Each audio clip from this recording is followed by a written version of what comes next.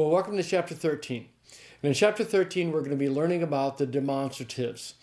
These are the words this and that. And we're going to see that they function both as pronouns and as adjectives. There's not a whole lot to learn in this chapter. The forms are very straightforward. You already know them all. And so there's some review in this chapter as well.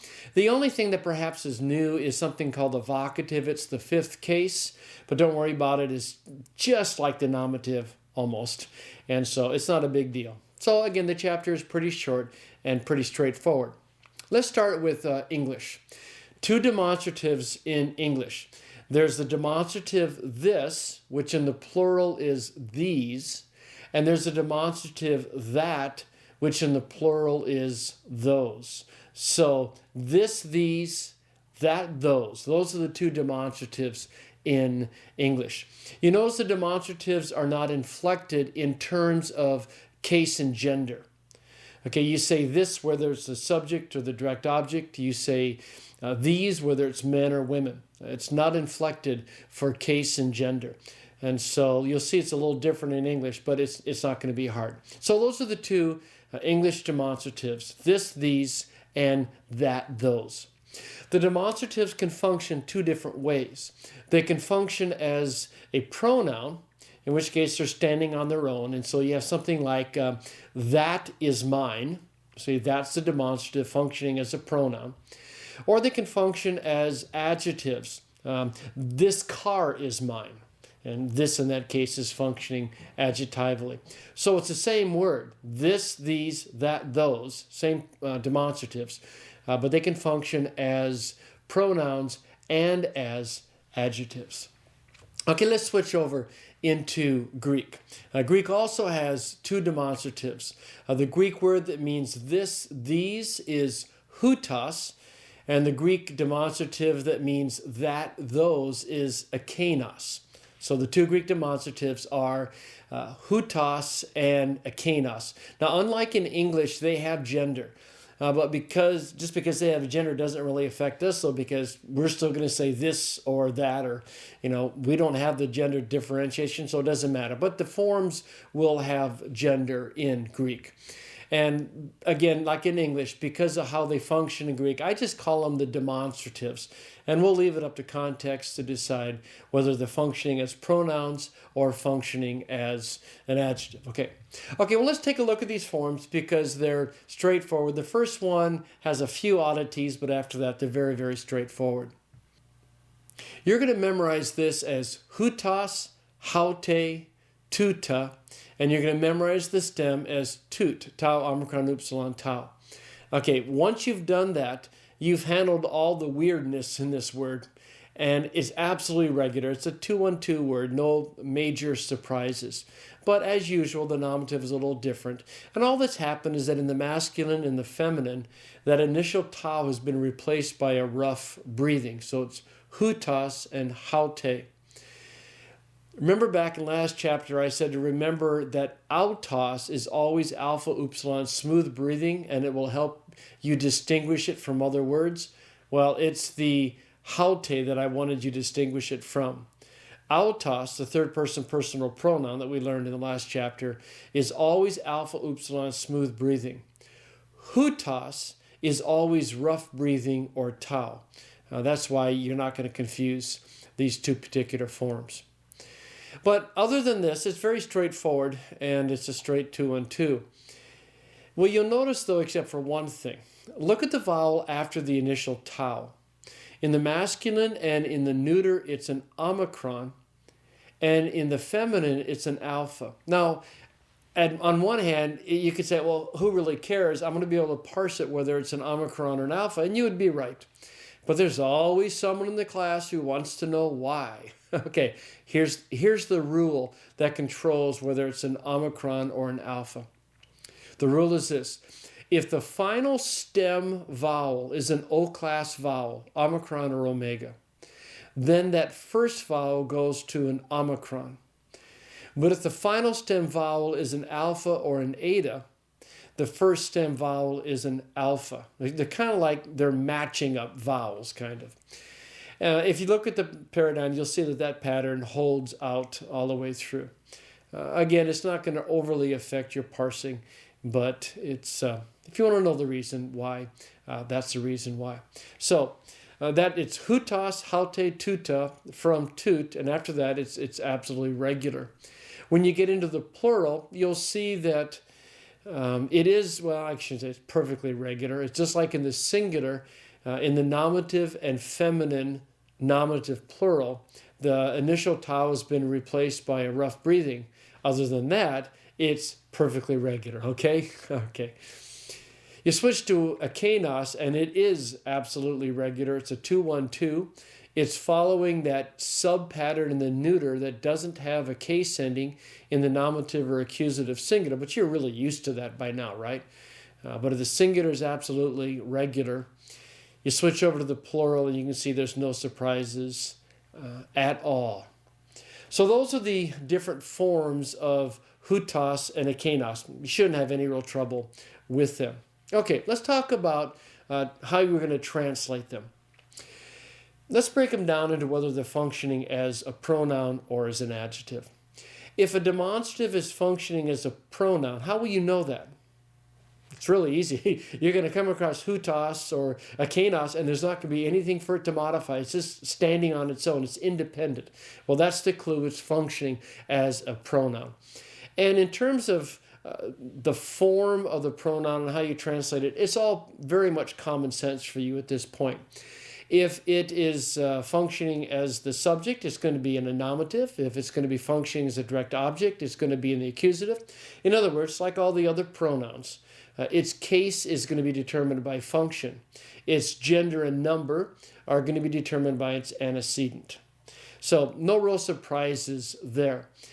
The only little oddity, perhaps, that you may need to be aware of is that sometimes you'll come across hutas or an akanos, and you'll translate it as this or that, and it's not going to quite make enough sense in English.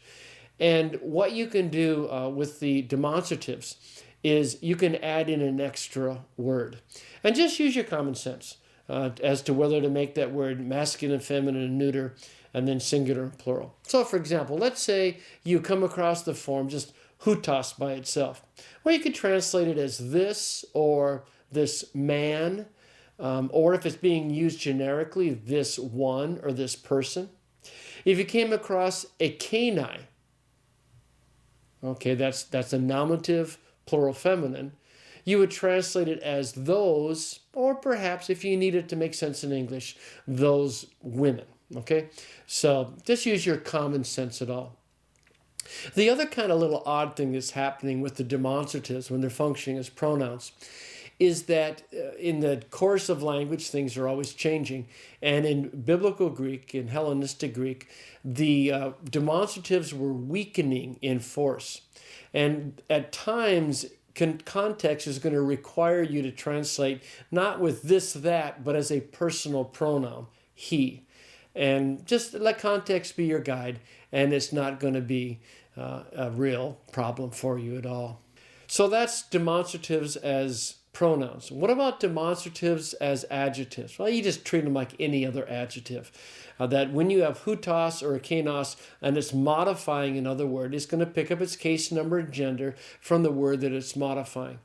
Now, the only little oddity here, and we've already seen this oddity, so it shouldn't be a surprise, is that the demonstratives, when they're functioning as adjectives, will occur in a predicate position. It means they will not be articulate, they'll be anarthrous. But if you saw something like hutas ha anthropos, you would translate it as this man. If you saw hoi anthropoi ekenoi, it would be those men. Okay? So, again, it's pretty much common sense. Demonstratives functioning as adjectives. Okay, now what about that fifth case called the vocative case? I thought you said there were only 4 cases. Well, we generally view Greek as having 4 cases. You can call the vocative a 5th case, but it's so much like the nominative, it's not really a separate case. But anyway, the vocative is defined as the case of direct address. In other words, if you're talking directly to someone, or I guess something, the word that you use to address that person needs to be in the vocative case. In other words, if you were to say Bill, and if Bill were a Greek name, Bill would have to be in the vocative case. Okay, so the vocative is the case of direct address, and a word is put into the vocative when you're directly addressing someone. So, for example, Jesus says at the judgment day, people will say to him, Curia, Curia, did we not do all these wonderful things in your name? And this is one of the scarier passages in Scripture, I think. Jesus is going to say, I don't have any idea who you are. But anyway, they are addressing him as Kurios, but because they're talking directly to him, they have to put it in the vocative, and so it becomes Curia, Curia. Okay? That's basically what it is. In terms of form, in the plural, all vocatives are identical to the nominative. So Paul cries out, men, Israelites. Well, he uses the form andres, the straight nominative plural form of aner. So in the plural, the vocative is always identical to the singular. So that's not a big deal. In the singular, if it's a first declension word, the vocative is still identical to the nominative. The man with all the crops in the barn talks to his soul and he says, soul, psyche. Well, it's a first declension word. It's in the vocative because he's talking directly to his soul. But in the first declension singular, vocative and nominative are identical. Okay, no big deal. If it's a second declension word, then in the singular, there is a case ending and it's epsilon. All right? So if you wanted to refer to a classmate and call him friend, Greek actually uses the word anthropos for that. You would say anthrope. Okay? Anthropos is the second declension word. And in the singular, the vocative is the case ending epsilon.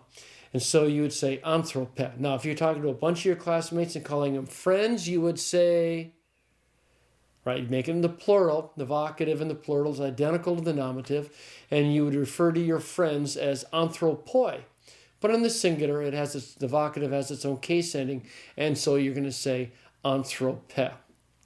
If it's a third declension word in the singular, then for the most part, the vocative is just the bare stem of the word. Now, sometimes they'll change the vowel around a bit, but for the basic rule is if it's a third declension singular, it's going to be identical to the bare stem.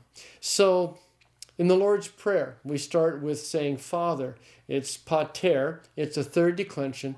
And in the case of pater, it goes to pater with an epsilon. So Lord's Prayer starts pater.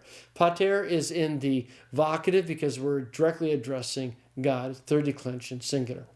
Vocatives are very, very simple, mostly because they'll be automatic. In fact, you may even translate the ones in the plural as nominatives and not even realize that they're vocatives. But they're straightforward. They shouldn't cause you much of a problem. And context is really going to be your guide. Okay, we're almost done. 3 odds and ends that we need to cover. And the first odds and end has to do with adjectives. Adjectives have what are called 3 degrees, okay? And the first degree is called the positive degree. And this, let's just say, it's the normal use of the adjective. So we have fast, okay? But then the second degree is called the comparative degree. And that's when you're comparing two things, and that's called, we go to faster, faster. That's the comparative. The third degree is the superlative, and that's when you're comparing 3 or more. And fast goes to faster, goes to fastest. Okay? So the 3 degrees of adjectives, the positive, the comparative, and the superlative.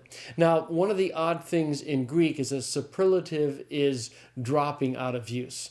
And so what's going to happen is that you're going to have a form that technically is comparative, but because the superlative form is dropping out of use, they could be using the comparative as a superlative. And this makes for some pretty interesting exegetical decisions and discussions in class. But those are the 3 forms of the adjective. Okay, the second odds and end has to do with something called crassus. Crassus is simply cramming two words together. They retain the same meaning, but they're just pushed together into one form. Now, you can't push any two words in Greek together. There's a set number. And there's an appendix entry in BBG that shows you all the crassus in the New Testament. But for example, the crassus that you're going to meet in this chapter is kago. And it's kai and it's ego crammed together, okay? So kago means and I, just like kai and ego would mean and I. If you have trouble with crassus, you may want to do a separate vocabulary card for each one, or you may just be able to recognize it when you see it. Okay, the third and last odds and end in this chapter has to do with a word called polis. Take a look at the paradigm. Polis is a word that means much or many, and you're going to memorize the forms polos, pole, palu. Now, if you just look at that, you go, well, us and u, those are weird endings, and there's single lambdas in the masculine and neuter, and double lambdas in the feminine. Oh, this is a weird form. Not really. There's a pattern, I think we've seen it several times, that nominatives tend to be the ones that give us the trouble. Once you get outside of the nominative, everything's straightforward. The fact of the matter is that polis is a very regular word. Its stem is pol with two lambdas. And for some reason, in the nominative singular, in the masculine and in the neuter, the double lambda has simplified to a single lambda, and you have some endings you're not used to. Big deal. You've learned it, polos, pole, palu. You learn the stem as Paul. At that point, everything is regular, isn't it? Look through the paradigm of the singular. They're regular endings. The accusative singular doesn't really strike you as a second declension form. It's pulling the ending over from a third declension. But other than that, it's straightforward, isn't it? Go into the plural, and it's just blissfully regular. There's no surprises there at all. Okay, that's polis and the rest of the odds and ends. And the end of the chapter. So let's see what we've learned in this chapter. Well, we've learned the demonstratives. We've learned that hutos is the Greek demonstrative meaning this or these. And the Greek word akenos is the demonstrative that means that and those. We see that demonstratives can function as pronouns, in which case their case is determined by function, gender, number by antecedent. And we also saw that when demonstratives are functioning as pronouns, sometimes they're weakened to the personal pronoun, and they're going to be translated as he or they or whatever fits the context. We also saw that demonstratives can function as an adjective, and they're very regular. The only unusual thing is that they will occur in the predicate position when functioning as an adjective. And we also saw the fifth and final, I promise, the final case in Greek called the vocative. It's very much like the nominative. It's the case of direct address. And outside of the plural and a first declension singular, there's only two forms you have to know. A second declension singular uses the case ending epsilon, so we say curia. And a third declension singular uses the bare stem, sometimes with that final vowel changed, and you have pater. And in terms of odds and ends, we saw the 3 degrees of an adjective, the positive, the comparative, and the superlative. And I noted that the superlative is dropping out of the use, and so sometimes you'll have a comparative form, but contextually you're going to have to translate it as a superlative. We looked at crassus, which is taking two words and cramming them together. Kago means and I. And we looked at the paradigm for polis and said that as long as you memorize the lexical form in all genders and the stem, the word is absolutely regular. Okay, pretty easy chapter, huh? Not a whole lot to learn. I should tell you that there's only one more chapter in the entire noun system. That's chapter 14. And next chapter, we're going to look at relative pronouns and relative clauses. And at the end of chapter 14, we are done with the noun system. You've learned everything you're going to need to learn in the Greek noun system. Yay! Well, as if you're in track 1 in the grammar, I should say. So we're almost done with nouns, then we got to jump into verbs. And the exercises get a lot more fun when you can start translating verbs. So we're just one more chapter to go, and we're into verbs. So good job.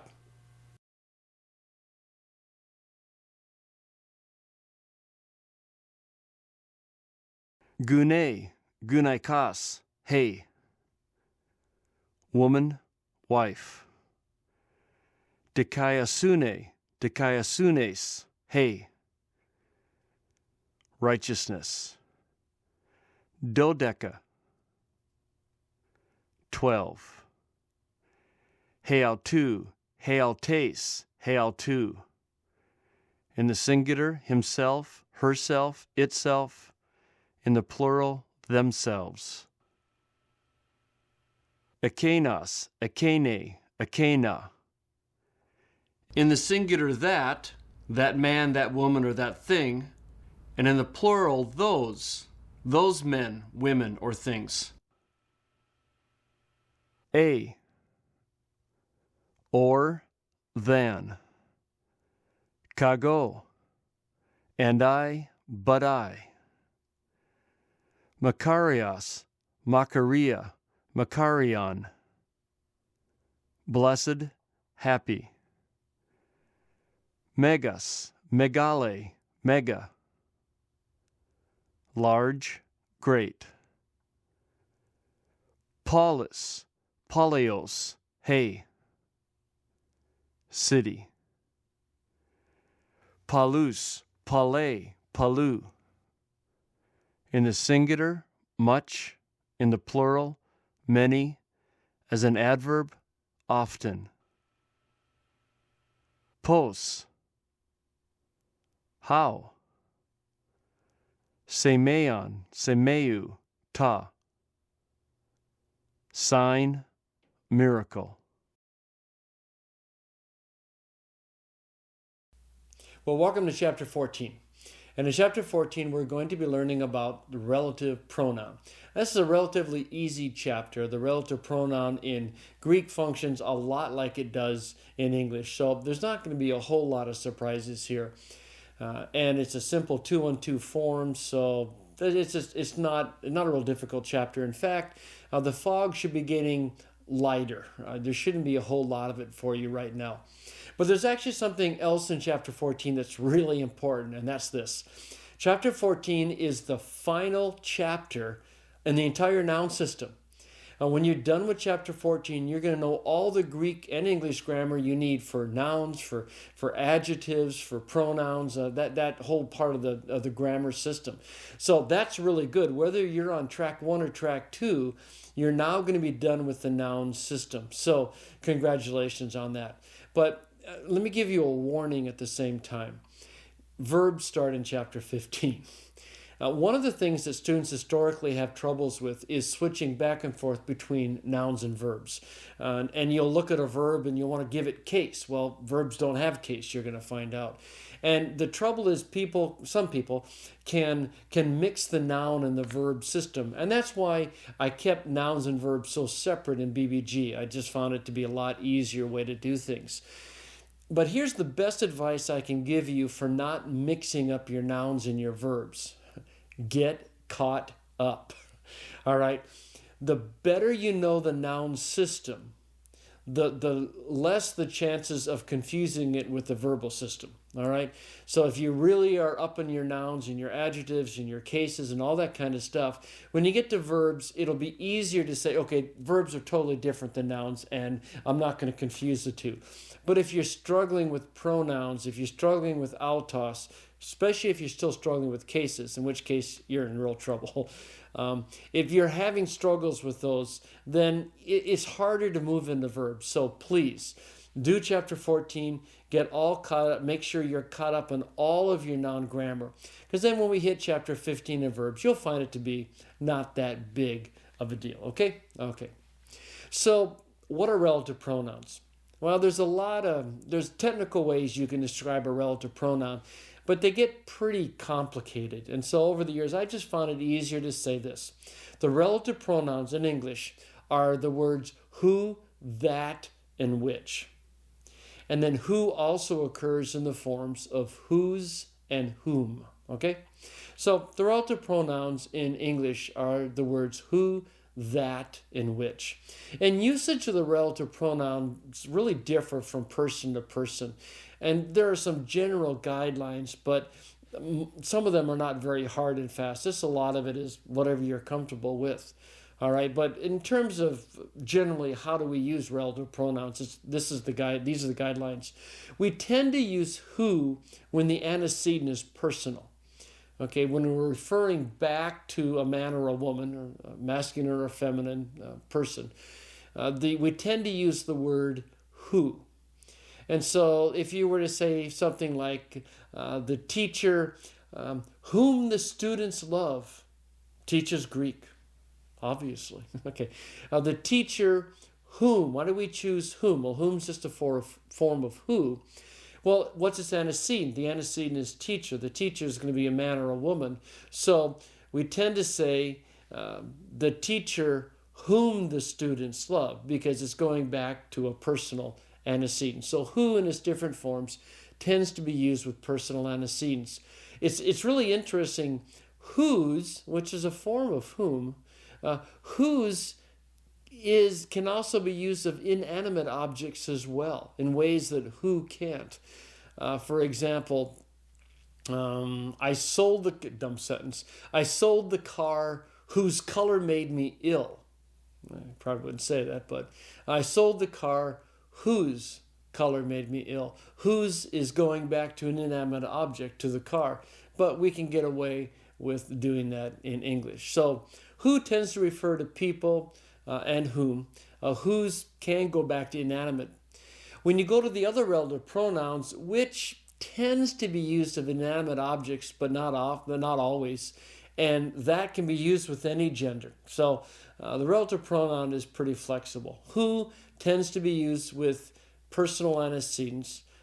Whose and which can be used with inanimate, and then that can be used with any of them. Okay?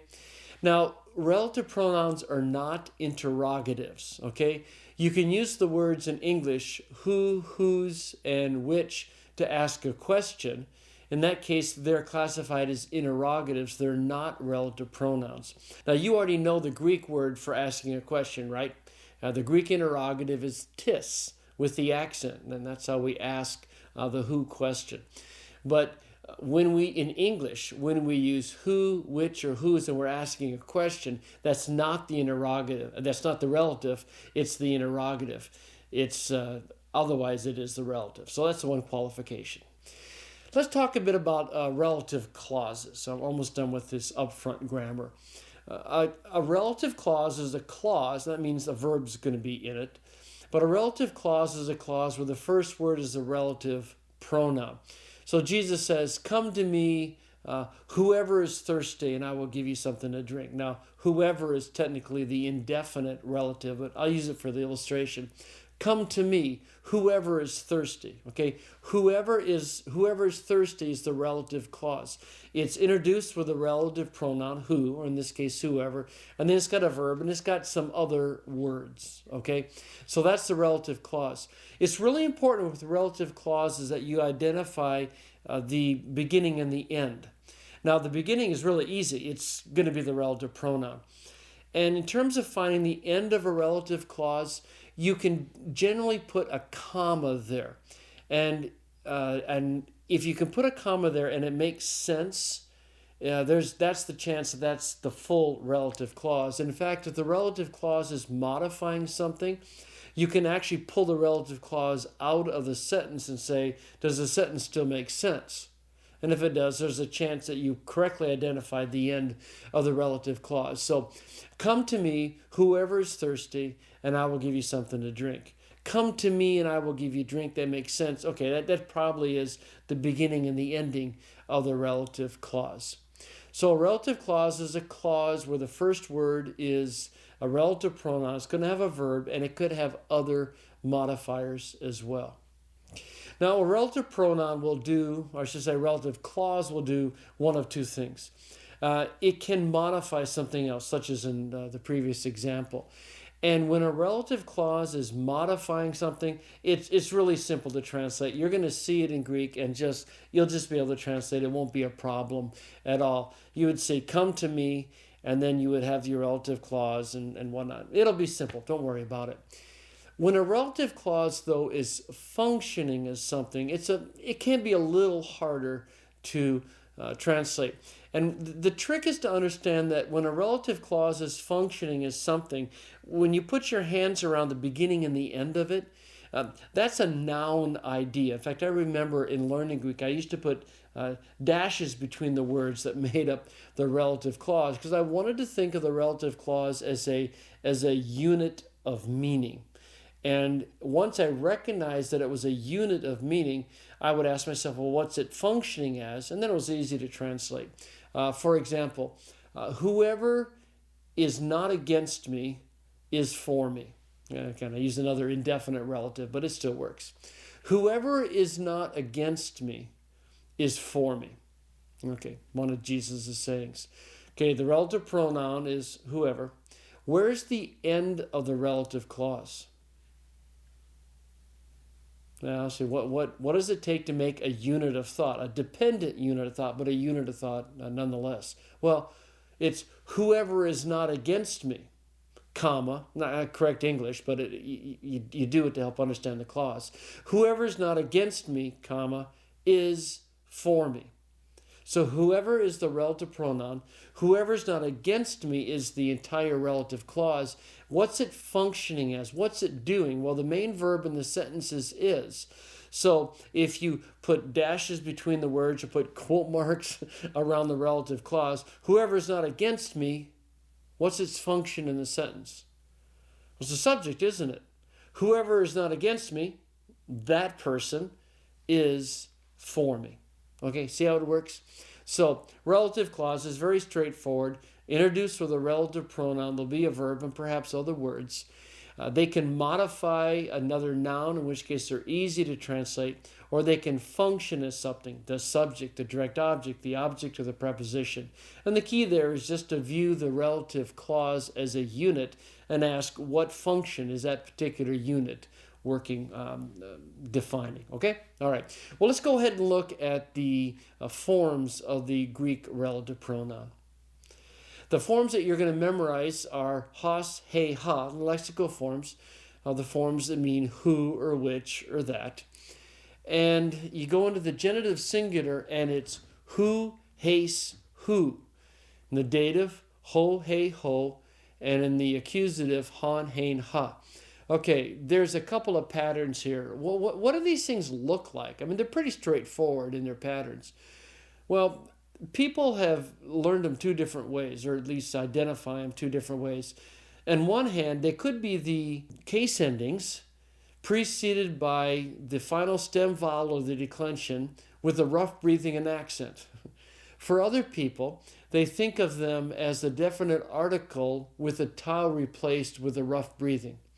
So whether you use the article analogy or the final stem vowel plus case ending analogy, you can see how simple the relative pronouns are to memorize. But notice they always have a rough breathing and they always have an accent. When you switch into the plural, you have hoi, hi, ha, and then everything else is as you would expect. Now, what's tricky about the hoi and the hi is they look just like the definite article, don't they? Except that there's an accent. Remember, when these forms are the definite article, there's no accent. But in the case of the relative pronouns, they always have a rough breathing and they always have an accent. And after that, the forms are very straightforward. Again, this may be one of those paradigms that you just want to memorize. They're so common and they're so easy to know. Okay, enough of paradigms. What would determine which of those forms in the paradigm a Greek writer or speaker would use in a sentence? What determines their form? Well, what determines the form of any pronoun? Again, relative pronouns are pronouns, and so just bring back your pronoun grammar. It's pretty straightforward. What determines the number and gender of a pronoun? It's antecedent, right? So when the Greeks were getting ready to say a relative pronoun, they would think back to the antecedent. They would think about what's that antecedent's gender, what's that number, and then they would choose the right form of hos, okay? So gender and number of a relative pronoun are determined by antecedent. Well, what determines the case of a relative pronoun? What determines the case of any pronoun? Well, it's function, right? Okay, here's a little twist with relative pronouns. The case of a relative pronoun is determined by its function, but the case of the relative pronoun is determined by its function inside the relative clause. Okay, so how it may appear to be functioning outside the clause is irrelevant. But the case that is going to be used for the relative pronoun is determined by how it's used inside the relative clause. Okay? Now let me give you a couple of examples. And again, pretend these examples are in Greek. If you saw a sentence, the woman whom we saw was walking to the subway. I know, I think it's stupid illustrations, I'm sorry. But anyway, the woman whom we saw was walking to the subway. Okay, what's the relative clause? Well, the clause is whom we saw, right? Whom is the relative pronoun. If you pull it out, it still makes sense. The woman was walking to the subway. But whom we saw is the relative clause. So it's like you got to kind of pull it out and put blinders around, so you're looking just at the relative clause. And you're saying, what is the function of whom inside the relative clause? Well, the verb is saw, so we is the subject, so we saw whom? Well, we saw the woman. Oh, and see, that's the trick. If you get stuck on this, replace the relative pronoun with its antecedent, okay? Whom we saw, woman we saw woman. Oh, we saw woman. So woman inside the relative clause would be the direct object. And so we're going to use the accusative form of the relative pronoun to refer back, okay? The woman whom we saw. Now, what will be kind of weird in a sentence like this is that woman is going to be in the nominative because it's the subject. And then right next to it is going to be a relative pronoun referring back to it, but it's going to be an accusative. So if it were an adjective, it would have to be nominative, right, to agree. But it's not an adjective. It's a relative pronoun. Its case is determined by its function inside the relative clause. Inside the relative clause is the direct object. So it would be hegune in the nominative, and then the relative pronoun is going to be in the accusative. Okay? So for pronouns, gender and number by antecedent, case by its function inside the relative clause. Okay, good. The star that they had seen led them to Jesus. Okay, the relative clause is that they had seen. What's its function inside the relative clause? They had seen the star. They had seen that they had seen. That is going to be in the accusative because it's the direct object of the verb inside the relative clause. Okay, so that's how they determine what form or the paradigm to use.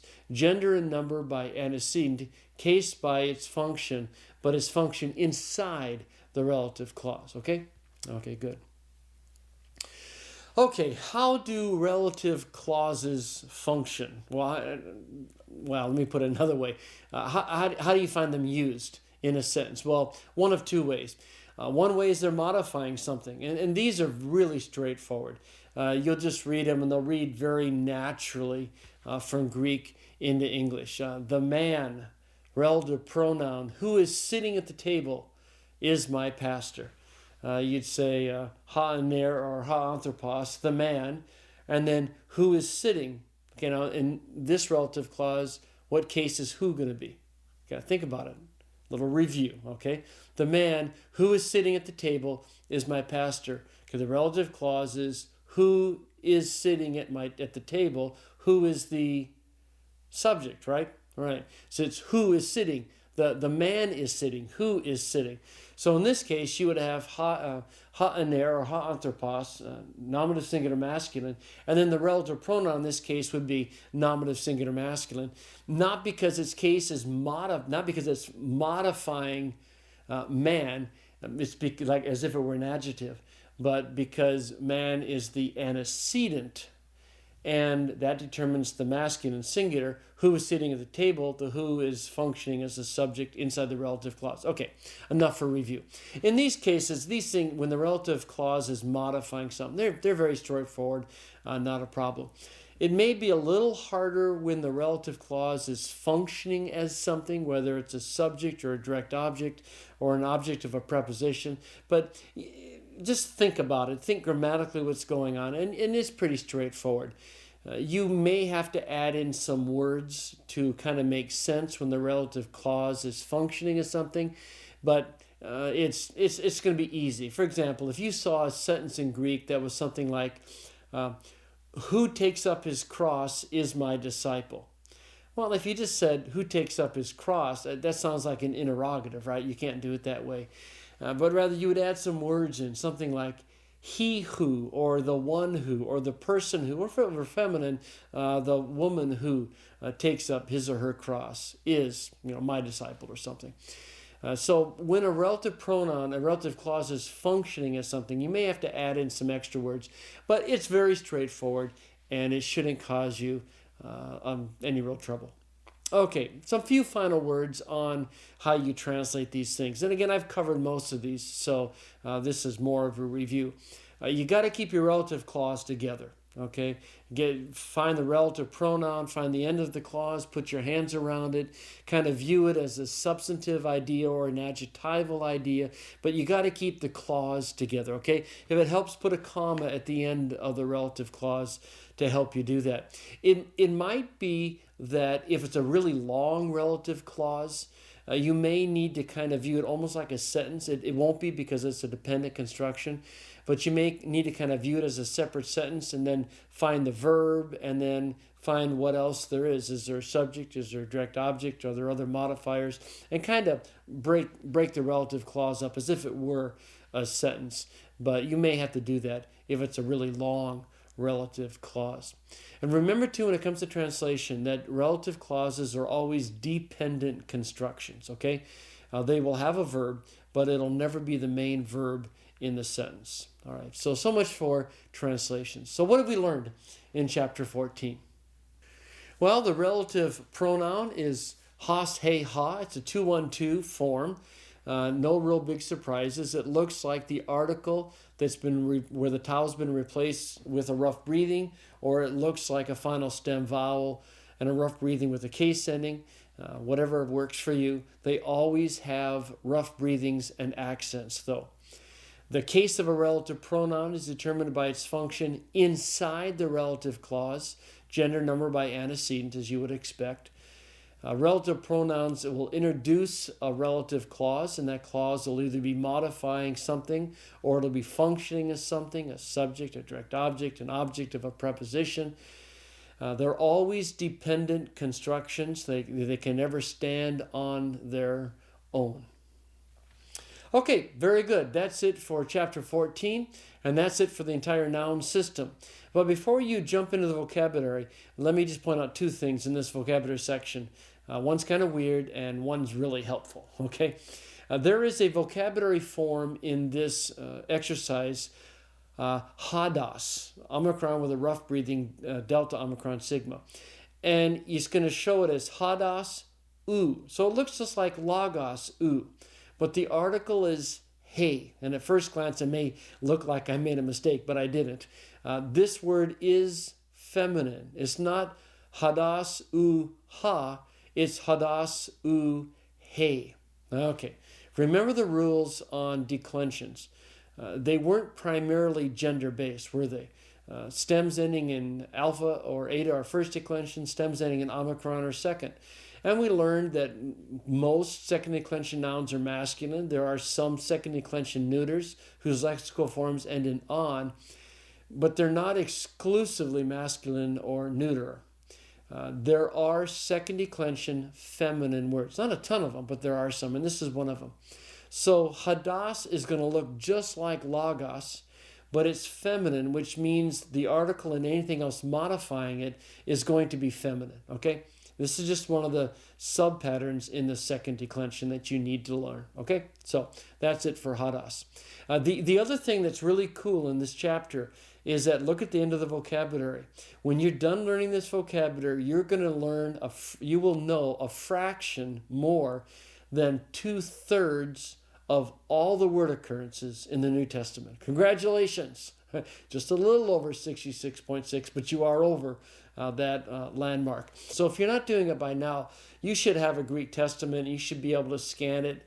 And even if you don't know the vocabulary, you'll know the forms, the case settings, and it's real encouraging.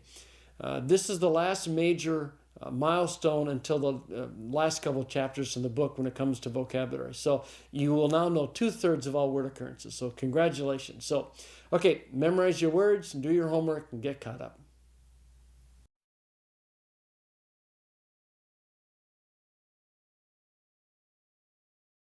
Aletheia, aletheus, hey. Truth. Arene, arenes, hey. Peace. Enopion, with the genitive before. Epangelia, epangelius, hey. Promise. Hepta, 7. Thranos, thranu, ha. Throne. Jerusalem, hey. Jerusalem. Kata, with the genitive down from, against, with the accusative according to, throughout, during. Kephale, kephales, hey. Head. Hadas, hadu, hey. Way, road, journey, conduct. Has, hey, ha. Who or whom, which. Hate, when. Hutos, thus, so, in this manner. Ploion, ploiu, ta. Ship, boat. Herema, herematas, ta. Word, saying. Te. And so, so. Cher, cheras, hey. Hand, arm, finger. Psuche, psuches, hey. Soul, life, self. Well, here we are at chapter 15. And in chapter 15, we're going to be learning the basics of English grammar relative to the verbal system. And almost everything I'm going to share with you is by way of review. You know this or should know almost all of it, so there's not a lot here. And I'm also going to talk a bit about how you form a Greek verb in very basic terms. And again, you already know much of that from Amy, so again, not a lot there to learn, a lot of review. So let me say, on the one hand, congratulations. You are about 1/3 of the way through the textbook now. We're done with the noun system, so that's great. And we're on the verb, so congratulations on that. This will be the last time I say it, okay? Please be sure you're caught up with chapter 14. Make sure your noun grammar is in your head so you don't confuse it with verbs, okay? All right, I won't say that again, I promise. Let's start with English grammar. What is a verb? Well, a verb is a word that expresses action or state of being, okay? So a verb is a word that can express action, like, oh, I love Greek. Okay, love is a verb expressing an action. Verbs are also words that express state of being. And here I'm primarily thinking of the verb I am. And so you could say something like, Greek is the heavenly language. And it is. Well, is a verb describing a state of being, but it's a verb. So verbs are words that express action or state of being. Verbs also have person and number. And this is a review for you. Verbs are going to have person. First person, the person speaking, I or we. Second person, the person spoken to, you or you all or you plural, however you want to do it. And third person, that which is spoken about, he, she, it, they, them, and everything else. So verbs have person and verbs have number. Verbs are singular and plural. And the reason they have to have person and number is because of agreement. Remember that? Agreement means that a verb has to agree with its subject in person and number. So if the subject is first person, the verb has to be first person. If the subject is plural, the verb has to be plural. And we do this by having different personal endings in Greek. English isn't as inflected as Greek is, but it's a little inflected. But for example, let me do it this way. Why would you not say, Bill say to the class? Bill say to the class. Why is that wrong? Well, Bill is considered third person, and in the present tense system for English verbs, in the third person, we add an S to the end of the verb. It's one of the vestiges of our inflectional system in English. So you don't say Bill say, you say Bill says to the class. Okay, that's an example of agreement over person. You also wouldn't say that the test are due. You wouldn't say the tests are due. Why not? Well, are is plural, test is singular. You would say the test is due, or you'd say the tests are due. Why? Because verbs have to agree with their subjects in number, both person and number. Okay? All right. So person and number in verbs. Verbs also have time, and we talk about present, past, and future time. That's the description of when an action occurs. And we also talk about tense, and this gets a little confusing. We also talk about tense, and we talk about a present tense and a past tense and a future tense. And in English, we're confusing two categories. When we talk about tense, we can be talking about time. A present tense verb is a verb describing an action that occurs in the present. But tense is also used to describe the form of a Greek verb. So we have a present tense form of a verb as opposed to a past tense form of the verb. So time is the when of the action. Tense in English confuses both the form of the verb and also the time of the verb. And this may sound so simplistic, it's silly, but it's a mistake that a lot of people make in exegesis. So let me just say it up front. When we talk about the time of a verb, we're talking about the time of the verb from the standpoint of the speaker, not the reader. I mean, there's been many times in classes where I've heard people say, well, Paul uses a present tense verb here, so he's speaking to me. No, Paul's not speaking to you. Paul died 2,000 years ago. It's a present tense verb, and it describes a present tense action for Paul relative to his readers, okay? So the time of the verbs in the Bible are relative to the time when they were actually spoken, okay? Now, it's a matter of exegesis and hermeneutics. It may be that what is present tense to Paul's readers may be present tense to you. But that's not a grammatical thing, that's an exegetical thing, okay? Okay, so the time of the verb in English and in Greek is from the standpoint of the speaker, not 2,000 years later to the readers. Okay. But that takes us then to the most important thing I had to say about verbs, and that is the whole issue of aspect. Now, this is a relatively new thing in linguistics, and so if you don't remember it from high school English, that's okay. It's relatively new. And it's not real important in English, but it's terribly important when it comes to Greek. In fact, the genius of the Greek verb is not its ability to express time. The genius of the Greek verb is its ability to express aspect. Time is secondary in Greek, and that's true of a lot of languages. And Hebrew doesn't even have time, different forms of the verb to indicate time. They have other indicators. So time is important in the English system. It's not very important in Greek. Aspect is what's really important.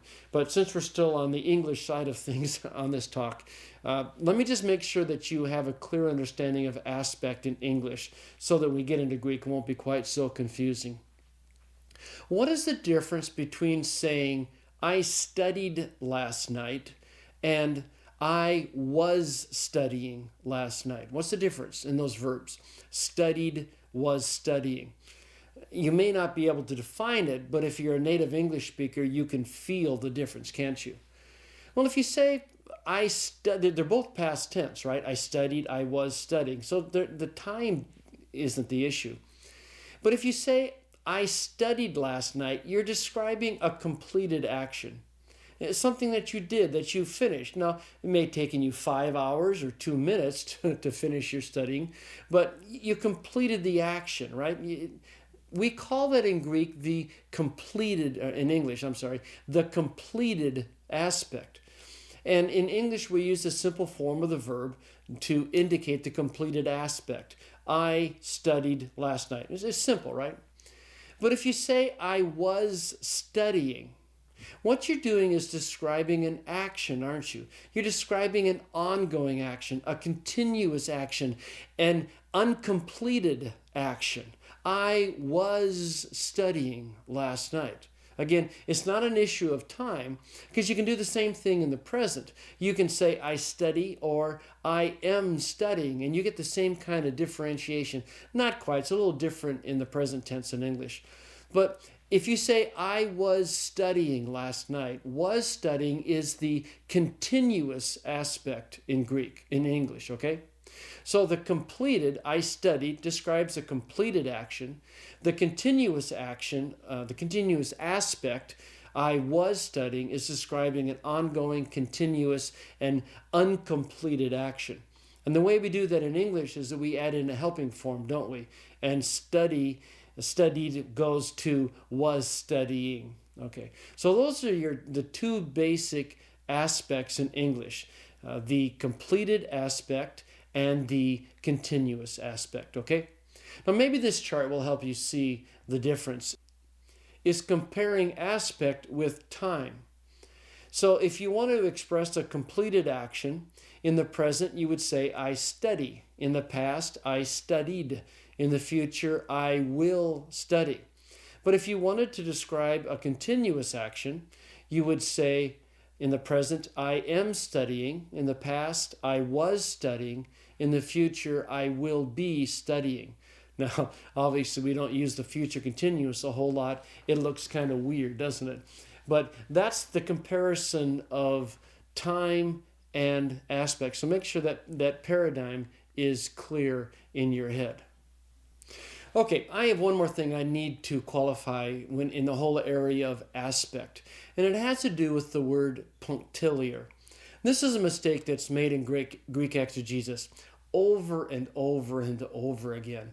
And we know now what punctiliar means when it comes to Greek, but the mistake is still made. So what I want to do is make sure in English that you know what punctiliar is, and then when I get to the Greek, I'll be able to qualify it further, okay? And I need just to review what I had just said in the earlier segment. We have two aspects in English, right? We have continuous and we have completed. Let me use some metaphors to, maybe this is just a review as well. We have different metaphors used to describe these two different aspects. Some people liken the continuous aspect to a movie. It's like you've got your movie going and you're taking pictures of a parade, okay? And it's continuous, okay? That's the continuous aspect. Now, this whole issue of aspect is so important. I want to spend just a little more time on it, okay?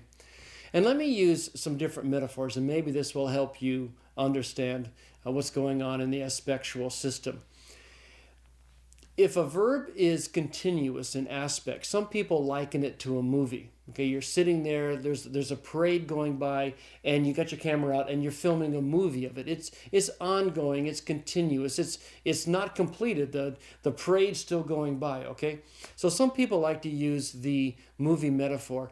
Others like to talk about that the continuous aspect is like you're part of the parade, you're in the parade, you're inside the parade. In fact, that's the third metaphor that people use, that the continuous aspect describes actions from the inside. You're actually part of it, okay? So whether it's a movie or whether you're part of the parade or you're in the parade, those are all metaphors used to express what a continuous aspect is. Now, if you take those same metaphors and adapt them for the completed aspect, you can imagine the difference. The movie becomes a snapshot, okay? That if an action is completed in its aspect, it's not a movie, it's just a snapshot. You're just snapping a picture of the parade going by or a car going by or something like that. If you want to use the parade analogy, The completed action is like you're in a helicopter and you're up over the top looking down on the parade. And that's the third metaphor. You're not inside the parade, but you're outside the parade. So the completed action is a snapshot of it. It's like you're on the outside looking in. You're flying overhead and looking down at it, okay? So continuous movie, you're part of the parade, you're in the parade. Completed aspect, it's a snapshot. You're in a helicopter over the parade, you're outside looking in. Okay, just different metaphors used to describe these two different aspects. And again, this may not feel like a big deal to you, but it is in Greek. So I need to make sure it's really clear in English. But I also need to clear up one other thing. And it has to do with the word punctiliar. And the reason this is so important is that this mistake is made a lot in commentaries, unfortunately. And for the last 20 years, it's been kind of cleared up, this issue with punctiliar. But especially if you read some of the older commentaries, they're going to make assertions about the certain Greek tenses being punctiliar, and it's just not accurate. If I say I hit the ball, or the bat hit the ball, the verb hit is describing a punctiliar action. And a punctiliar action is an action that describes something in single point of time. Bam! And it happened. Okay? Single point of time. Punctiliar. The bat hitting the ball. Okay, that's punctiliar. The mistake is in Greek.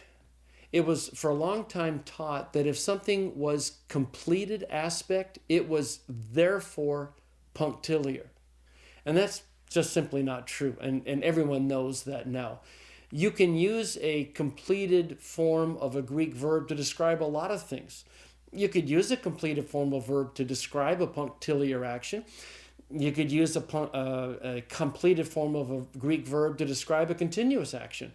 The whole point of a completed aspect, though, in Greek is that I'm not going to tell you anything about the aspect. I'm simply going to tell you that the event occurred or occurs. That's not what punctiliar means. And just because something is completed doesn't not mean it is therefore necessarily punctiliar, okay? We'll talk about it a little more, but I want to make sure that was clear in English. Okay, we're almost done with English verbal grammar. English verbs also have voice. And by voice, I mean the relationship of the verb to its subject. And in English, we have active and passive. If a verb is active in construction, it means the subject is doing the action of the verb. And if the verb is passive, it means the subject is receiving the action of the verb. So if you have a sentence like, the dog chased the cat. Okay, chased is an active construction, so it means the subject, dog, is doing the action of the verb. It's the dog doing the chasing. But if we switch over into a passive construction, and we would say the dog was chased by the cat, okay, because was chased is passive, it means the subject is receiving the action of the verb. It means that the dog is being chased instead of doing the chasing. Okay, so that's voice. Verbs are active or passive. We also have something called mood, and mood's a little hard to define. Every verb that you're going to see between now and I think it's about chapter 26, is in what's called the indicative mood. And so for the time being, as you're looking at verbs, just keep thinking indicative. Basically, the mood describes the verb's relationship to reality.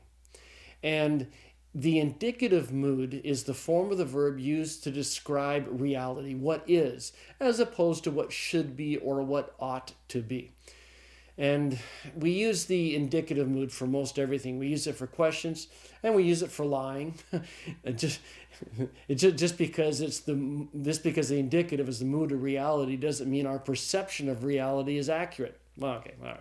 I'm going beyond first year Greek. But anyway, mood is the relationship of the verb to reality, and the indicative mood is describing what is or what you think is. Okay, so that's the end of the English grammar, voice and mood.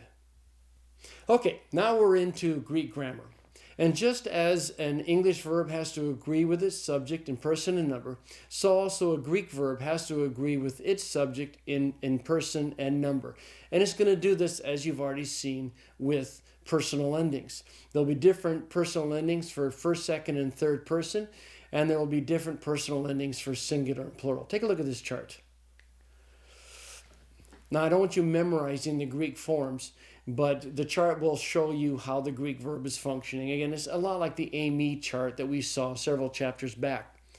The basic form of the verb is akouo, and it means to hear. And the omega is the first person singular ending, so akouo means I hear. Ace is the second person singular ending, so akoues means you hear. Akoue, third person, he, she, it hears. Akoumen, akouete, akousi. We hear, you hear, they hear. But as you look at that paradigm of the Greek verb, you can see how Greek is making the verb agree with its subject. It's looking at both person and number. Okay, Greek verbs also have tense. But I want to clear up some of the English confusion around this word when we're dealing with tense in Greek. I am only going to use the word tense when I'm talking about the form of a verb. So if I talk about a present tense or a future tense, I'm not talking about time. I am not talking about aspect. I'm only talking about the actual form of the Greek word, okay? So I'm not going to do that confusing thing that English does with tense. Tense is only with the actual form of the word. Okay, let's talk about aspect then.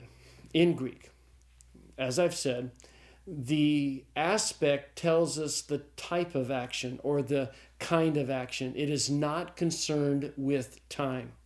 And in English, in Greek, we have two different aspects. We have continuous and we have undefined.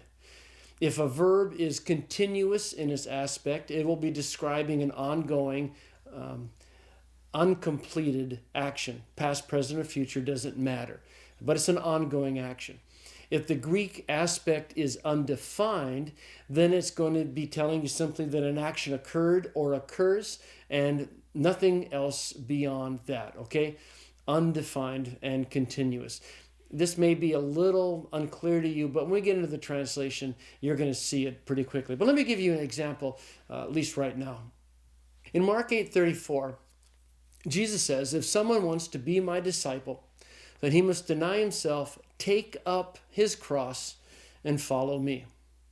Okay, what does Jesus mean by take up? Well, I think there's a couple of things that you could take out of the verse, no pun intended. It could refer to a single point in time in action, couldn't it? It could say, when at your conversion, you must decide to deny yourself, and then you must decide to live as one who is crucified to his own ambitions and desires. And in that sense, it's what it means to take up his cross, to make that decision, and then daily follow me. That's certainly a possible meaning. Or the take up could be something that you do every day, that you must deny yourself, your worldly ambitions, and then on a continual, ongoing basis, live as one. Every day, live as one who has died to himself or herself, who has died to your own ambitions, and that is how you daily follow Jesus. Well, what is it? Well, if you look at the Greek behind Mark 8:34, it is undefined in its aspect. Mark's not telling us what Jesus meant. He's simply saying we have to take up, but he's not giving us any more of a clue as to what that means. However, if you look at the parallel passage in Luke 9:23, he uses also the undefined aspect, but he adds in afterwards, every day, daily. In other words, and you can do with this in your synoptic criticism what you want, but Luke is making it clear that the taking up is not, that Jesus is not thinking about what happens at conversion, that Jesus is thinking about what you do every day. In fact, every minute of every day. That every day you, as a follower of Christ, are someone who has denied your own worldly ambitions. You don't live for yourself, you live for him. Every day you live as one who is crucified to himself. And that is how every day we follow him. Okay, that's an example of this whole issue of aspect in action, and it is a very important thing to learn. Well, Greek verbs not only have aspect, they also have voice. And in fact, they can have... My dog just walked in. This is Rufio. Say hi, Rufio. Okay, Rufio, you need to go. If you're wondering where I am, I'm in my office at home. That's where I do these recordings. And sometimes Rufio likes to come by and say hi. Okay, all right. I'll get back to Greek. Voice. Greek also has voice in its verbal system. Greek verbs are going to be active or they're going to be passive. The verbs are either going to be in a construction that says the subject is doing the action of the verb, or the verbs will be passive in their form, which means the subjects are receiving the action of the verb. And what happens in Greek is that there's actually a totally different set of endings that are used, personal endings, to indicate active and passive. So if Greeks want to say the dog chased the cat, Rufio chased the two cats that we have. If it's the dog doing the chasing, then there'll be one set of personal endings that are marked as active endings. But if rather the cats are chasing the dog, which doesn't happen in this household, then there'll be a totally different set of personal endings that the Greek verb will use. So Greek verbs do have active and passive. There is actually a third voice in Greek. It's called the middle. It's a lot like active, but it can be kind of confusing. So I just put off discussion of middle for a later chapter. So right now, Greek verbs have active and passive voice. All right. Well, let's move into the actual formation of the Greek verb. And again, this is review for you. But take a look at this chart. In very basic terms, and again, very basic because as we get into other chapters, we'll see that there are other things involved. But in very basic terms, in order to form a Greek word, the Greeks would take the stem of the word, and the stem is much like the stem of a noun. You have logos, but the stem of logos is loga, and it's loga that carries the basic meaning of the word, right? Well, the stem of the verb is that part of the verb that carries this basic meaning. So you're going to learn to form lego. Lego means I say. Its stem is leg, lambda, epsilon, gamma. Okay, so you take the stem and go over to the right side of the chart. You're going to add on personal endings. So tau epsilon, is the second person plural, or one of the second person plural personal endings. And you're going to add that onto the stem. The problem, of course, is you can't pronounce that smoothly, can you? You can't say leg te, all right? Well, what Greeks do to help with the pronunciation, not all the time in verbs, but a lot of the time, is they add what's called a connecting vowel. The connecting vowel will always be an omicron or an epsilon, and you can say legete. So if you find the form legete, it's comprised of a stem plus a connecting vowel plus a personal ending. So you have legete. Okay, final couple things about verbs. How are you going to what's called parse a verb? Parsing a verb is like declining a noun. Parsing a verb is just telling me or your teacher what the parts of the word are. And your teacher may have his or her own way of the order of parsing, so make sure you check with them first. But the way it's laid out in the workbook is that I want you to tell me person and number, tense, voice, mood, lexical form, and inflected meaning. So 3, 4, 5, 6, 7 different things I want you to tell me. So for example, if you saw the form legate, you would tell me it's person, it's second person, it's number, it's plural, it's tense, voice, mood, and in this particular case, it's present active indicative, which is the next chapter. I'd want you to tell me its lexical form. I'll talk about that in a second, but it's lego. And then I want you to give me the inflected meaning. And because of personal endings, inflected meanings always make a little more sense with verbs than they did with nouns. So you would say, on the case of legate, this is the second person plural, present active indicative, from lego, meaning y'all say, or you plural say, or however you want to do it. In terms of its lexical form, in chapter 16, we're going to be learning the present active indicative part of the Greek verbal system. Now, if you find that you have troubles conceptually in chapter 16, you need to go back to chapter 15. In chapter 15, I try to cover all the conceptual issues relating to verbs. And if you get into chapter 16 and you're having problems, you'll need to go back and look at chapter 15. But if you have the concepts down in chapter 15, then chapter 16 is not that hard. It's pretty much straightforward. But we're going to be learning the present active indicative. So what that means in terms of time is that we're going to be learning how to express something in present time. In terms of voice, it means that we're going to be learning the active, how to form a Greek verb where the subject is doing the action of the verb. And in terms of mood, these are all indicatives. And again, we've agreed not to worry about what that means until the later chapters. So, present active indicative. Or to say it another way, you're going to be learning how to say I say or I am saying, okay, in English, present active indicative forms, okay? In terms of Greek grammar, there's two things I want to emphasize. In the book, I'm describing time.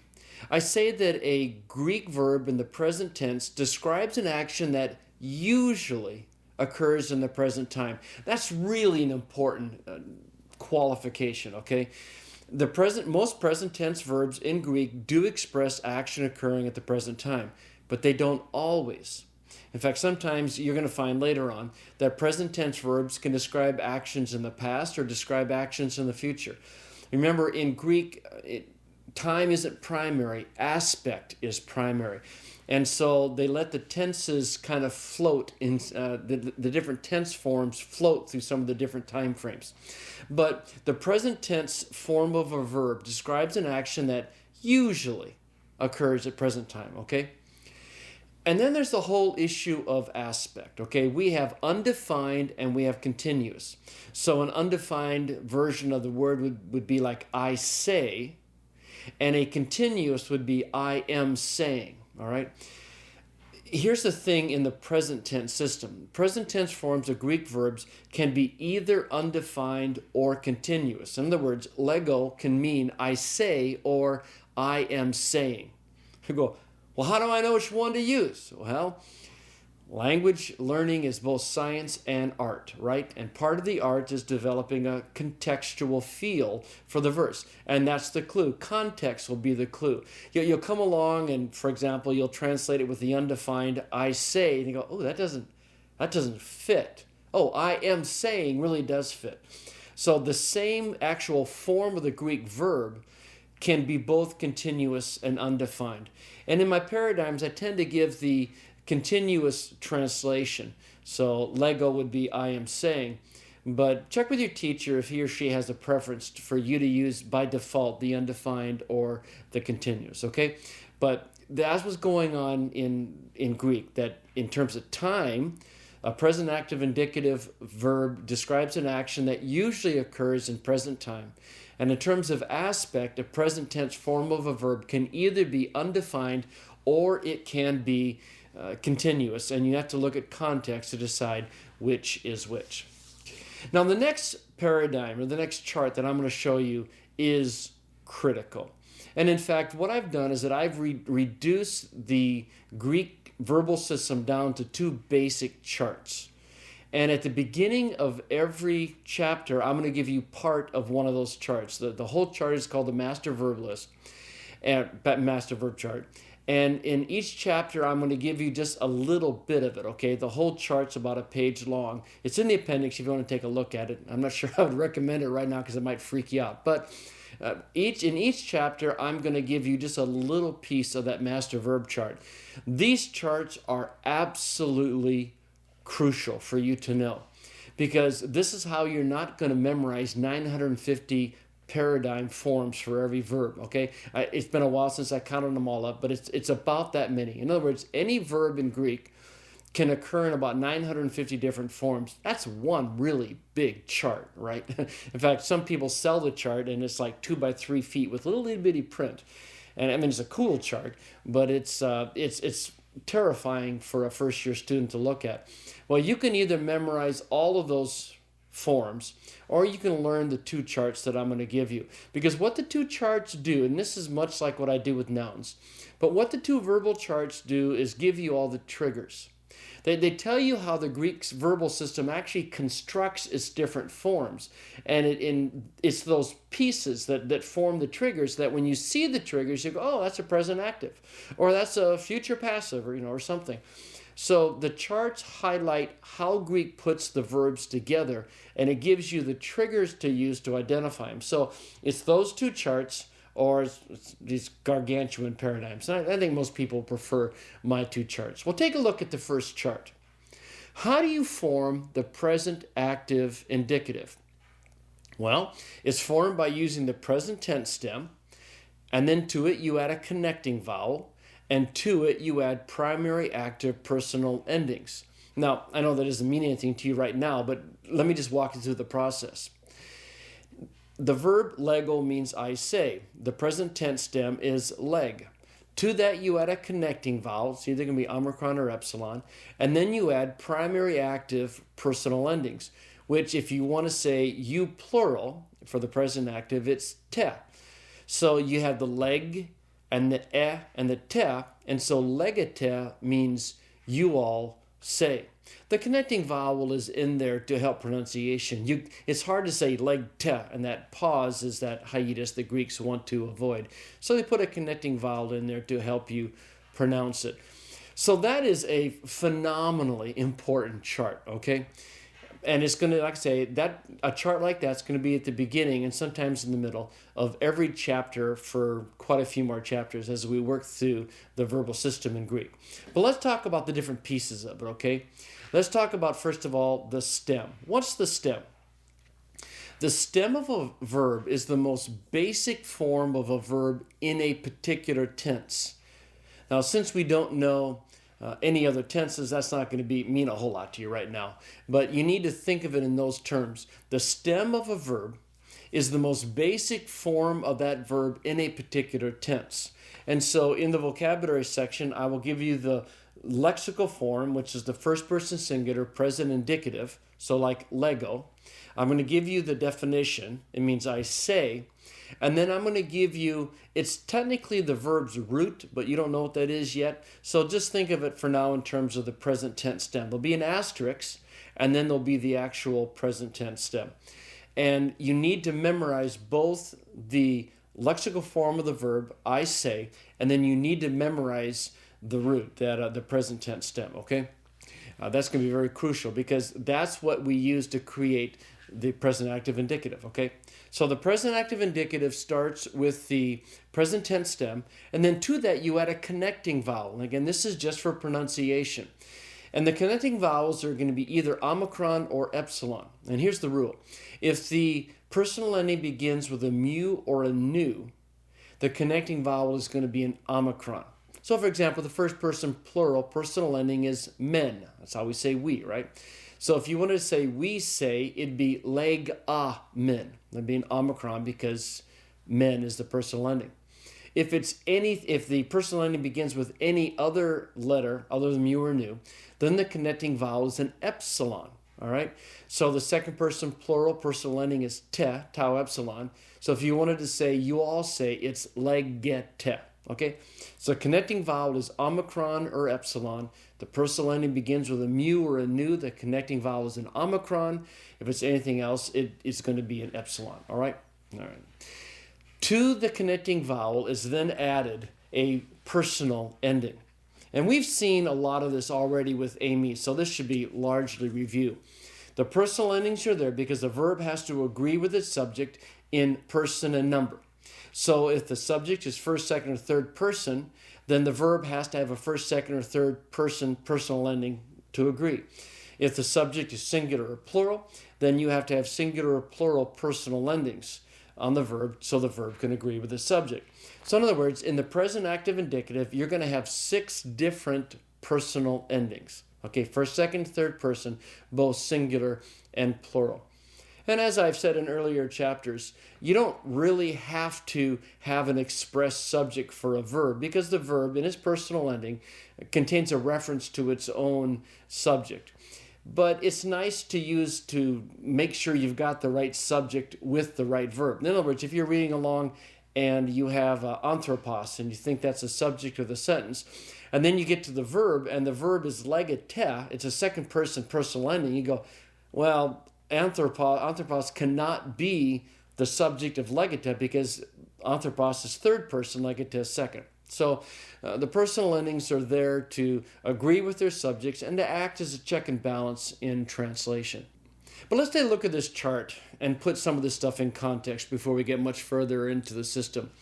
I lay out my paradigms, first, second, and third person singular, first, second, and third person plural. It's very normal. And then the next column is going to be the actual form of the verb.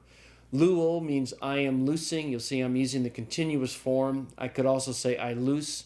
Lu is kind of a funny little word. We use it because it's short and it's very regular.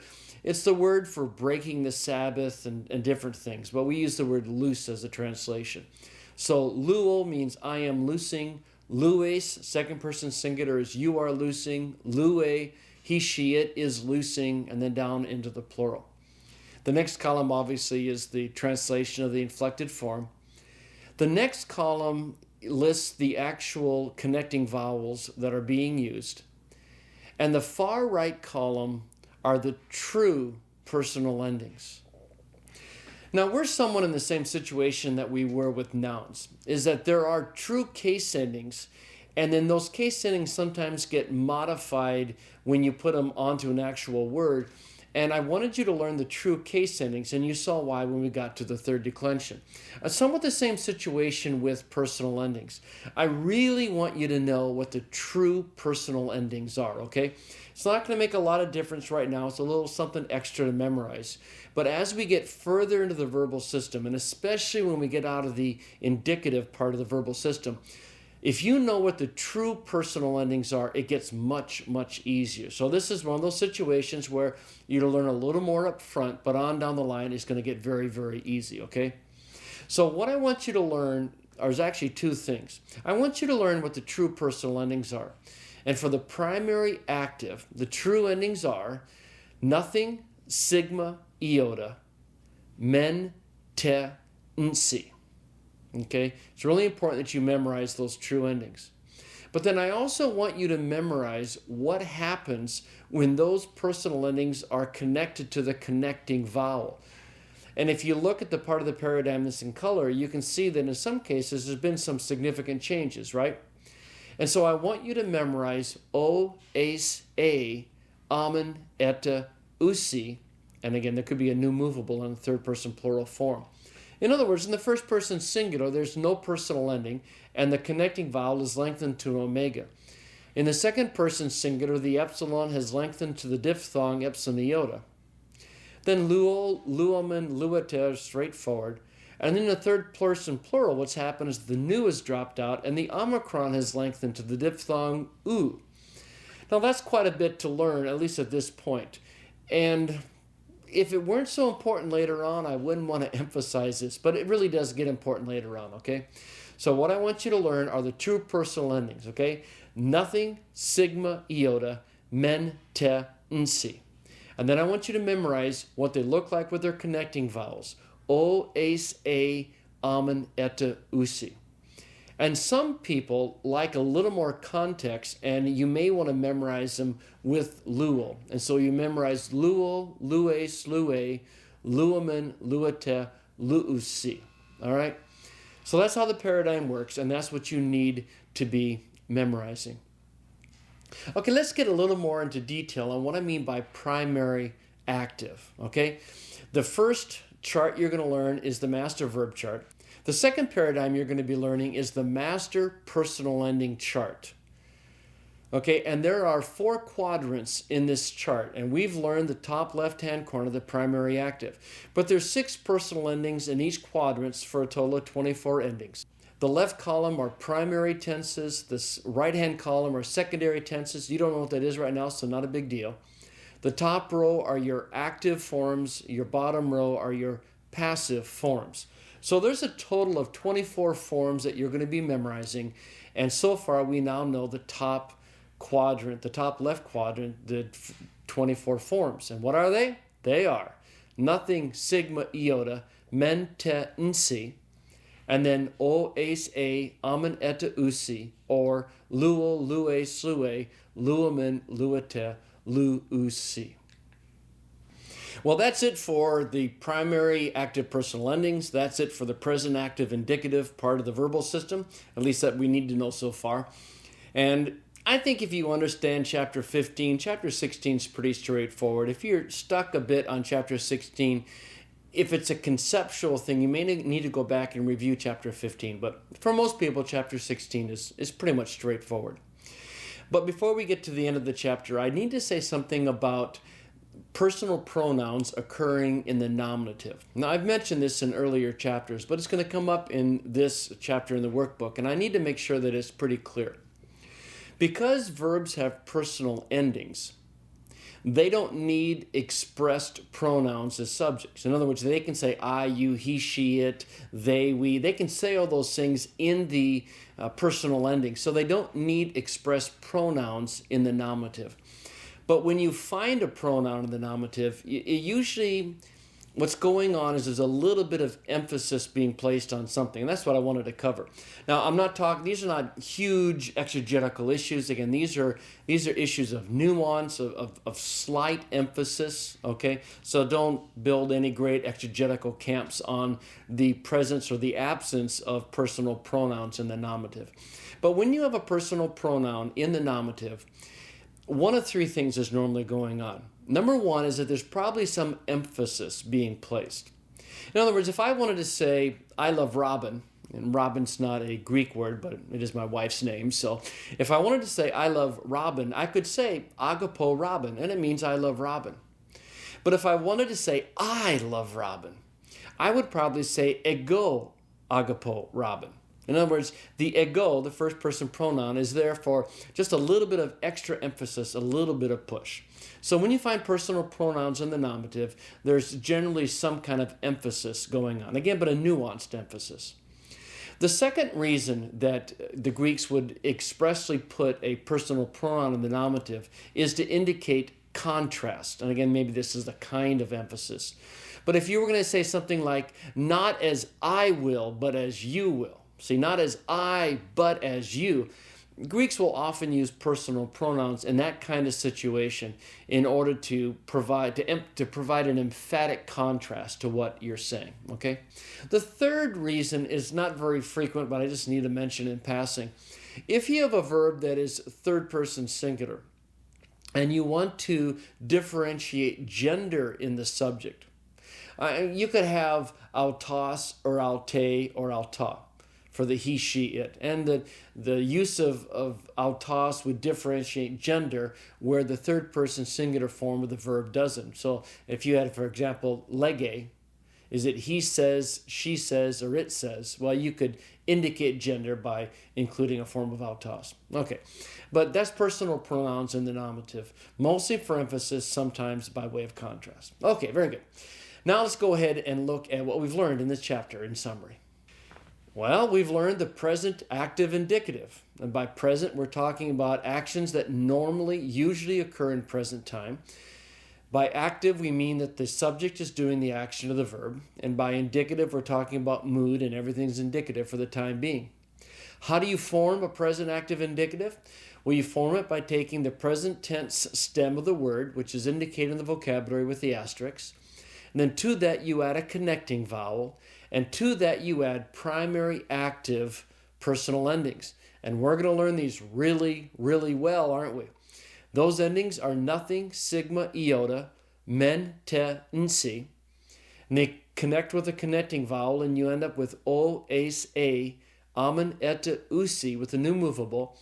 And then attached to luo, you have luo, lues, lue, luomen, luete, lu, usi. Now remember how I said there's two charts you're going to have to learn for the verbal system. The first is the personal ending chart, the master personal ending chart. The second chart I call the master verb chart. Okay, this is the second chart you have to know, and you have to know it absolutely perfectly. If you don't want to learn this chart, then you have to go memorize all 950 forms in the paradigms, okay? This is the chart that's the key to helping you know how to identify the triggers to be able to parse the different verbal forms properly. In every chapter, I'm going to introduce you another 1 or 2 lines in this chart. And the whole chart is in the appendix, but it's a little frightening in the appendix because it takes up a full page. So at least there you can see where you're headed. But in every chapter, we're just going to give you a couple more lines to it, okay? Now here it is. Let me walk through the different columns. In the left-hand column, I'm going to start by specifying tense. And then aug redup is something we'll talk about in a couple chapters. And then what tense stem is used. Tense form is something we'll look at later on. Then we have connecting vowel. Then we have the personal endings. And then we have the first person singular paradigmatic form. So what you've learned in this chapter is how do I form the present active form of a verb? Well, you form it with the present tense stem, with the connecting vowel, and primary active personal endings. And so you end up with a form like luo. See how it works? Okay, that chart is really important, you all. And you need to memorize it exactly. Again, because it'll show you the triggers that you will use to identify the different inflected forms in the biblical text. So there are some things that you don't have to know in Greek to be able to translate it. This isn't one of them. This is a chart that you simply have to know, okay? Okay, there's going to be a few things different in vocabulary, and let me just, because there's more verbs, and so let me specify let me give you some information about verbs. In a verb, I'm going to give you a lexical form.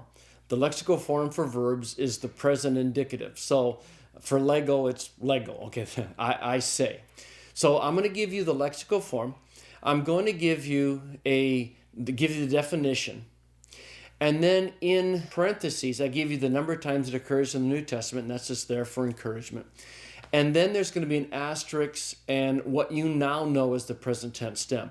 That technically is the root, and I'm going to make that differentiation in a few chapters. But that's the present tense stem. That's the root of the verb. And you need to memorize all of those. I mean, you don't have to memorize the frequency, but you need to know the lexical form, the present indicative, Lego.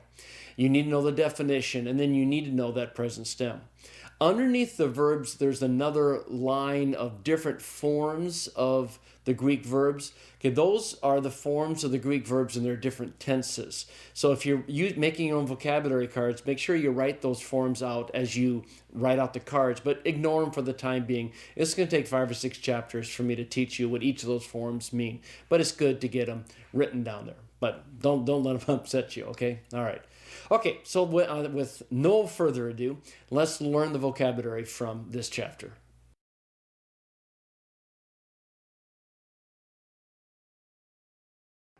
Akuo.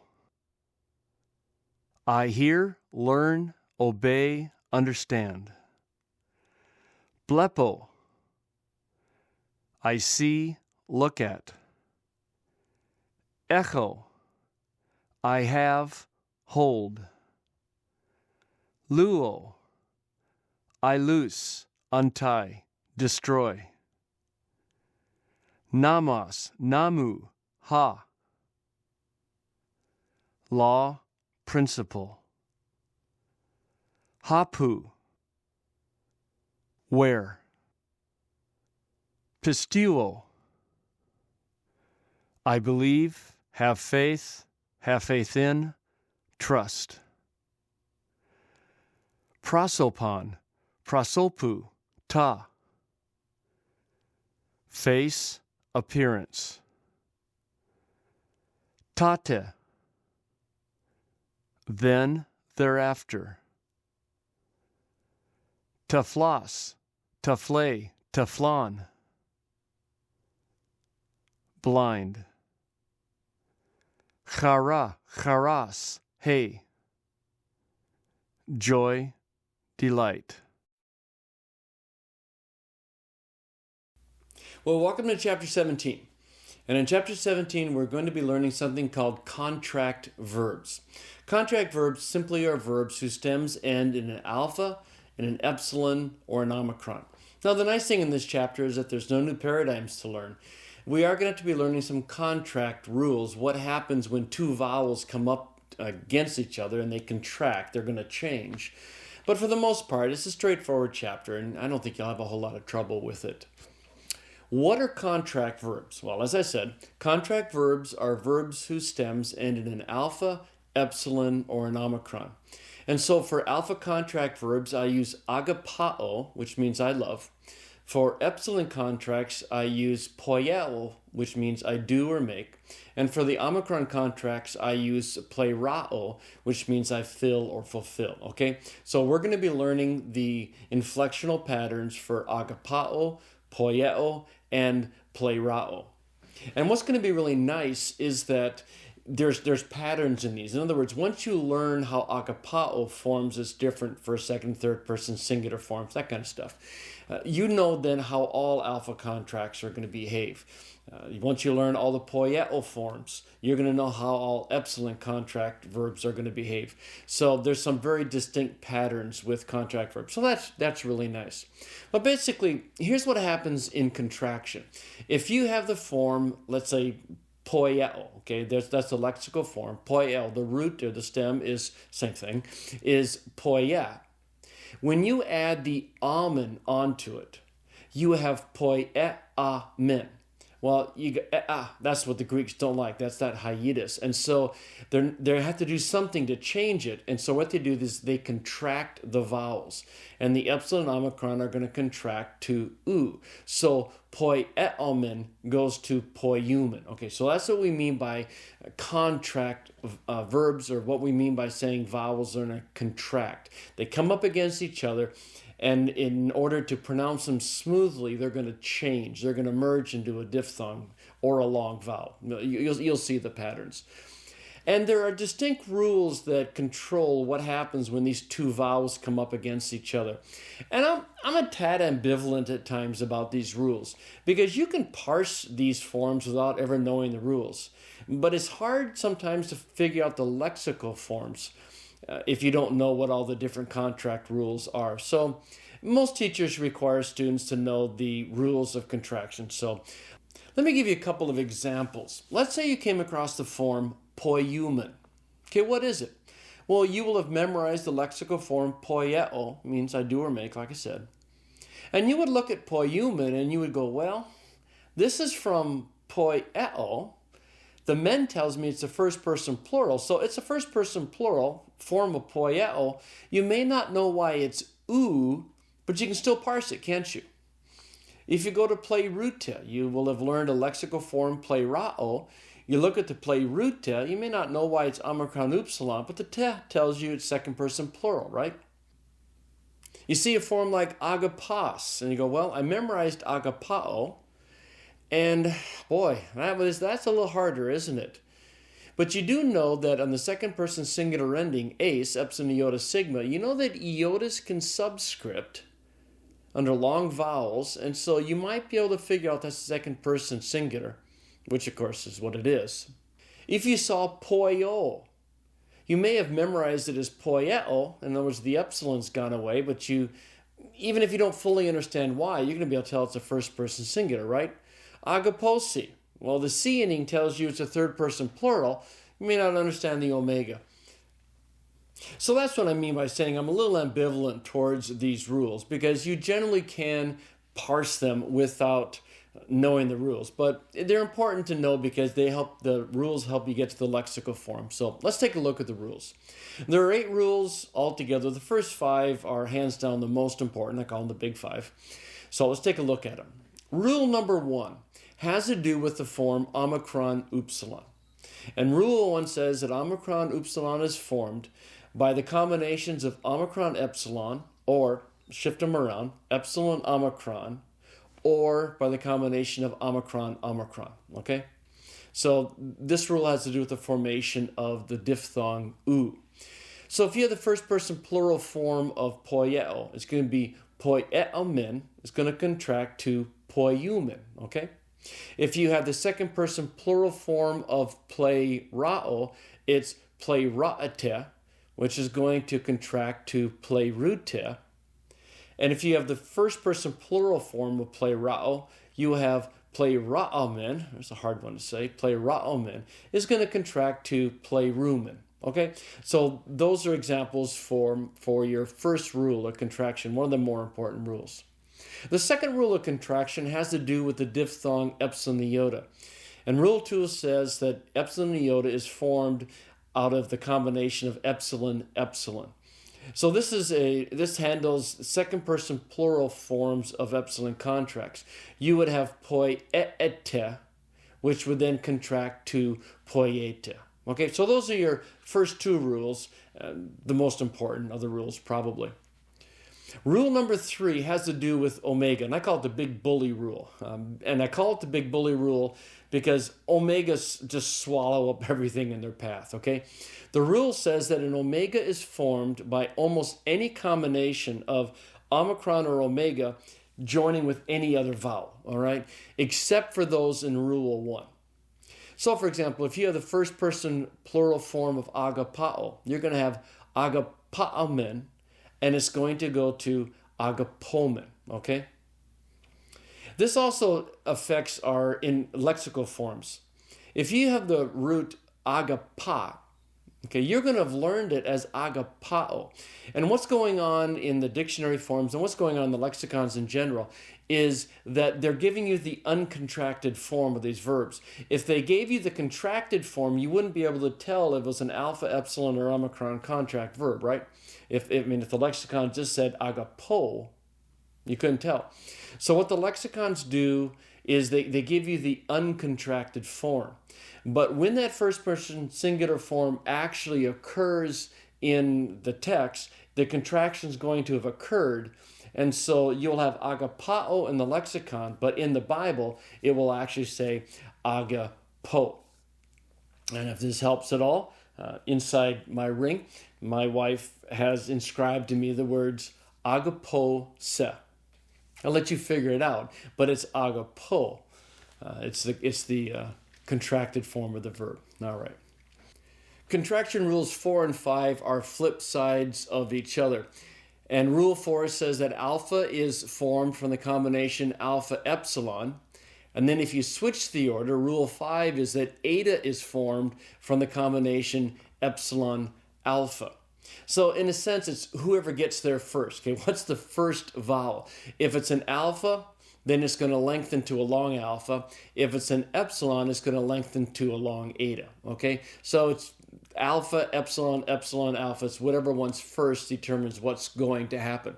So for example, in the second person plural form for agapao, you would have agapaete, which would then contract to agapate. Okay? And you don't have any examples so far of eta being formed by epsilon alpha, but they're coming. All right. Okay, those are the big 5 rules. Now, the other 3 rules are more miscellaneous than anything else, but they're important. Rule 6 has to do with the diphthong omicron iota. Rule 6 says that omicron iota is formed from the combination of omicron epsilon iota. And the reason that's so important is it explains the second and third person singular forms of omicron contracts. And of all the forms that you're going to be looking at, these are the most confusing. In fact, if you see these and you don't recognize it's a contract verb, you can get stuck trying to figure out what they are. But so, for example, if you have play ra'o, so you have the stem play ra, and you add the ace ending onto it, play ra ace goes to play royce. And in the third person singular, you have play ra plus epsilon iota is going to go to play roy. Okay? So rule 6 has to do with those 2 specific forms. And like I say, they're tricky, so you need to make sure you understand them. I'm going to skip rule 7 for a second. I'll come back to it. But rule 8 is kind of an obvious thing, and you may have already seen it at work. Rule 8 simply says that if you're trying to figure out what the contractions are going to be, they're contracting not with the true personal endings, but with the altered personal endings. In other words, if you take the stem of the word and you're trying to follow the rules through, use o, ace, a, amen, eta, usi. Okay? Don't use the true endings. Use those modified forms. And that's what Rule 8 is saying. And again, it's only for people who are really trying to carefully see how did I get to this contracted diphthong or this long vowel. Okay? So that's Rule 8. Rule 7 has to do with diphthongs. And the situation is where you have a single vowel and then you have a diphthong. And what's going to happen? And one of the rules is that contractions work from left to right in a word, not right to left. In other words, the first thing that's going to happen is that the single vowel and the first vowel, the diphthong, are going to look at each other and do something. And then after that's done, then the final vowel, the diphthong, does something. Okay, so contractions are left to right. And here's the basic rules for diphthongs. It all has to do whether the single vowel and the first vowel, the diphthong, are the same or they're different. Okay, that's what decides everything. So rule number 7 says that when you have a single vowel followed by a diphthong, if the single vowel and the first vowel of the diphthong are the same, they simplify. In other words, that means this one just drops out, okay? So if you have the second person plural form with poieo, you have poieis, you have 2 epsilons or the same vowel, and so one of them just drops out and you end up with poieis. Again, you have the neat little accent over the iota so you can tell that there's been something going on. If, however, that single vowel is different from the first vowel of the diphthong, then those 2 vowels contract according to the rules that we've already looked at, okay? Well, what's going to happen then to the final vowel of the diphthong? Well, if it's an upsilon, it goes away. If it's an iota, it subscripts. Okay, so that's how the rule works out. So in the third person singular form with agapao, you have agapa alpha plus epsilon iota. The alpha and the epsilon are different, and so they're going to contract. Alpha comes before epsilon, so it's rule 4, so it goes to a long alpha. The second vowel of the diphthong is an iota, so it subscripts. Okay, so that's rule 7 on diphthongs. It all depends upon whether the single vowel and the first vowel of the diphthong are the same or different. Okay, but it's pretty straightforward, I think. Let's take a look at the actual chart then for alpha, epsilon, and omicron contract verbs. Here it is. The most important thing you can do here simply is to spend some time looking at them. And you need to ask yourself 2 questions. Number 1 is, would I be able to parse if I saw it? If I saw agaposi, would I know it's a third person plural? Yeah, again, the omega may throw you for a bit, but you could tell it's a third person plural. So look at these forms and make sure that they would be obvious to you when you're parsing. But the other thing you need to do is just spend some time and follow the contractions through and just make sure that you understand how the contract rules actually get put into place with forms, okay? Technically speaking, on poies and poie, second and third person singular, they're not quite following the contract rules I've given you. There should be in iota subscript in both cases if you wanted to be technical about it. But poies and poie are so obviously second and third person singular, people don't have problems with it, so I just decided to gloss over it. One of the other things you should see in this paradigm, though, is the wonderful hint of the circumflex. Okay, that circumflex is always over the contracted vowel or diphthong. Okay, that's one of the clues that you're dealing with a contract verb. And as I said before, playrois and playroi, second and third person singular, those are the tricky ones. They're not going to occur a whole lot, but they are tricky in terms of being able to parse them. So make sure that you pay close attention to them. And by the way, here's a good reminder for remembering the rules for the connecting vowel. Look at this first person plural form, poiumen. Well, what's the vowel before the mu? Well, it has to be an omicron, right? All right. So what vowel is contracting with it to form an u? Or in other words, could poi be an alpha contract verb? Well, no. If it were poiao, the alpha and omicron would have contracted to an omega. Okay, so it can't be an alpha contract. Could it be an epsilon contract? Yes. Could it be an omicron contract? Yes.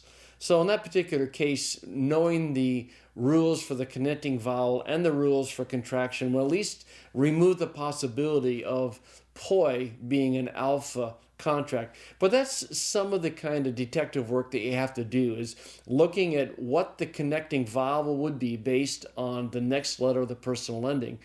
And then that will help you go backwards to figure out what the lexical form of the word actually is. So what did we learn in this chapter? Well, we learned contract verbs, right? Contract verbs are verbs whose stems end in alpha, epsilon, or omicron. We learned 8 contract rules, the first 5 being the most important. Okay, rule 1 is omicron upsilon is formed with a combination of omicron epsilon, epsilon omicron, or omicron omicron. Rule 2 has to do with epsilon iota, and epsilon iota is formed from epsilon epsilon. Rule 3 is the bully rule, that omega is formed with any combination of omicron or omega with any other vowel, except for those covered by rule number 1. Rules 4 and 5 are flip sides of the same rule, and it's whatever vowel comes first wins. So alpha is formed from alpha epsilon, the alpha lengthening to a long alpha. And eta is formed from the combination of epsilon alpha, the epsilon lengthening to a long eta. And then we got to the 3 kind of miscellaneous rules. Rule 6 is omicron iota is formed from omicron epsilon iota, and you get play Royce and play Roy. Rule number 8 was that we're dealing with the full personal endings, o, ase, amen, eta, usi. And rule 7 is the rule for diphthongs, and it all has to do with the single vowel and the first vowel of the diphthong. If they're the same, they're going to simplify and one's going to drop out. But if the single vowel and the first vowel of the diphthong are different, then they will contract according to the normal rules. And then the second vowel of the diphthong, if it's an upsilon, it goes away, and if it's an iota, it will subscript. So that's it for chapter 17. But let me say something before you get into the vocabulary. If you look at all the words you're going to be learning in BBG, those that occur 50 times or more, what you're going to find is that there's only one omicron contract vowel. It's verb. It's playrao.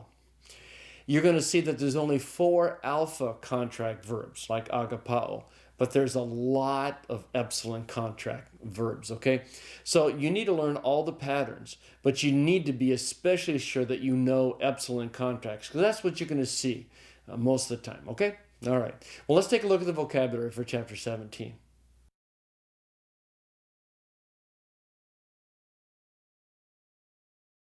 Agapao. I love, cherish. Daimonion, daimoniu, ta. Demon. Zeteo. I seek, desire, try to obtain. Kaleo. I call, name, invite. Laleo. I speak, say. Oida. I know, understand. Hatan. Whenever. Pleon, play on. Larger, more. Playrao. I fill, complete, fulfill. Poieo. I do, make. Tereo. I keep, guard, observe. Well, you made it to chapter 18. Congratulations. You're actually halfway through BBG now, so that's a good thing. In this chapter, we're going to be learning the present passive indicative. But we're also going to be learning that whereas English has 2 voices, the active and the passive, Greek actually has 3 voices, the active and the middle and the passive. So technically speaking, in this chapter, we're learning the present middle passive indicative. We're also going to be learning something called a deponent verb, and we don't have deponent verbs in English, so this will be something that's new for us in Greek, but that's okay. This is not that difficult of a chapter, but it can be a tad frustrating for some people. In English, if you're a native English speaker, you just know how to make a verb be passive. But if you had to, for example, fill out a chart of how we do that, it can get a little complicated. And so we need to spend a little bit of time on our English grammar just to make sure it's really clear, okay? So English grammar, voice. An active verb in English is a verbal construction where the subject is doing the action of the verb. So we say, I hit the ball. Hit is active, okay? A passive verbal construction is where the subject receives the action of the verb. So I would say in the present tense, I am hit by the ball, or I was hit by the ball. Okay? So passive, the subject receives the action of the verb. And you'll notice that in order to form a passive in English, we add helping verbs. So in the present tense, it's I am hit. And in the past tense, it's I was hit. I guess in the future it would be I will be hit. But we use helping verbs to form the passive voice, okay? Take a look at this chart and just make sure that this is really clear in how we form these different nuanced forms of the present tense, okay? All the verbal constructions here are present. The left column is continuous aspect. The right column is an undefined aspect. So if you wanted to make a present active continuous, you would say I am hitting, or in the plural, they are hitting. If you wanted to make it undefined, you would say I hit or they hit. If you wanted to make it a present passive, and this is where it may get a little tricky, if it's continuous, you would say I am being hit, or in the plural, they are being hit. And in the undefined, you would say I am hit or they are hit. Now, when you're using helping verbs in a verbal construction, recognize that it's the time of the helping verb that determines the time of the entire construction. All right, now think about it. If you say they are being hit, what makes that present tense?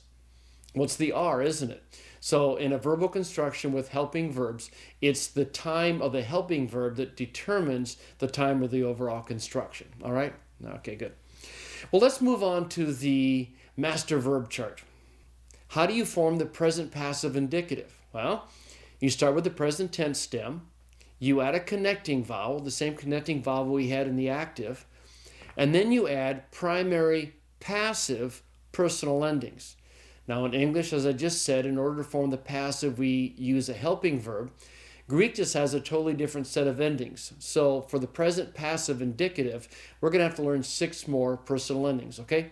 So you have the present tense stem lu, connecting vowel omicron, and one of the primary passive personal endings is my, and so you end up with luomai. If you look at the entire paradigm then, you get luomai, lue, luitai, luamatha, luestha, luantai. And you can see the endings there with the connecting vowel are in color. Luomai means I am being loosed, or I am loosed. Lue, you are being loosed, or you are loosed. Then it's the same connecting vowels that we're used to. And then here are the pure primary passive personal endings. They are mai, sai, tai, mitha, intai. Now, when you compare that over to the paradigm to the left, you can see that except for the second person singular, they all came straight over, didn't they? Without being altered. You can see the mai, tai, mitha, intai in the full paradigm, can't you? The only thing that's a little tricky is the second person singular. And if you want to know what happened is that sigma between the epsilon and the alpha is intervocalic. It drops out. The epsilon and alpha contract. They go to an eta. And because that's a long vowel, the iota subscript's underneath it. So that's actually what's going on. But what I want you to memorize is the mai, sai, tai, mitha, stha, ntai. And then with the connecting vowel, omai, a, etai, amatha, estha, antai. And then if you want to memorize them with the verb, it's luomai, lue, luitai, luamatha, luestha, luantai. Okay, let's flip over to the master personal ending chart. There are 4 quadrants. Several chapters ago, we learned the primary active. What we're doing in this chapter is learning the primary passive personal endings. So we're going to be learning another 6, as I just said. We know 12 now total. We're halfway through this chart. It's not that hard, is it? Okay. What are those primary passive personal endings? They are mai, sai, tai, mitha, ntai, with the connecting vowel amai, aetai, amatha, estha, antai, with luo, luomai, lue, luetai, luamatha, luestha, luantai. Sometimes when I'm saying these endings, I feel a bit like a cheerleader. But you gotta say these endings over and over and over again. Say them out loud. Make sure you don't just say them quietly to yourself. And if you're embarrassed in talking to yourself, then by all means go into your bedroom and shut the door. But you gotta practice these things over and over and over again. So with the primary active and the primary passive, you should be saying, what are the true endings? Nothing, sigma, iota, menta, nsi, mai, sai, tai, mythos, untai, okay? With the connecting vowel, o, ace, a, amen, eta, usi, omai, a, atai, amatha, esta, antai. With luo, say it with me. Luo, lues, lue, luamen, lueta, luusi, luomai, lue, luatai, luamatha, luesa, luantai. Okay. Like I say, if you need to lock yourself away for a while and do it, that's fine. But you just need to be doing this over and over and over until these endings are just second nature to you. They're just second nature. You see them and you know what they are, okay? All right. Well, that's it for the primary passive endings. Let's move on to the deponent verb business. And let's use the word erchomai. We'll use that as our example. It's a word that you're going to learn in this chapter, and it means I come or I go. Erchomai. Now, what's different about that form? That's the lexical form. What's different about it? It ends in omai, doesn't it? It doesn't end in omega like luo or akuo. It ends in omai. Okay. Erchomai is a deponent verb. So let me talk about it. In the present tense in Greek, you can have both a middle voice and a passive voice. And again, I know you don't know yet what middle is. We're coming to that in just a second. But in the present tense, middle and passive forms are identical. In other words, you would look at erchomai and you can't tell whether it's a middle or a passive. But that's okay. That doesn't matter now, okay? But I needed to say that before I could get to the definition of what a deponent verb is. A deponent verb is a verb that is middle or passive in form, but active in meaning. Okay?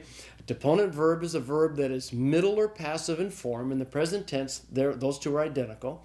Middle or passive in form, but it's active in meaning. And these are words that, in a sense, forgot their active form, but they're never passive in meaning. Okay? That's another way to say it.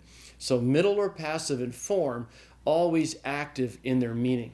It's always interesting to watch classes over the years and to watch different Greek students, because you can have a student that goes along and understands everything, and then in this chapter gets hung up on something and no one else gets hung up on it.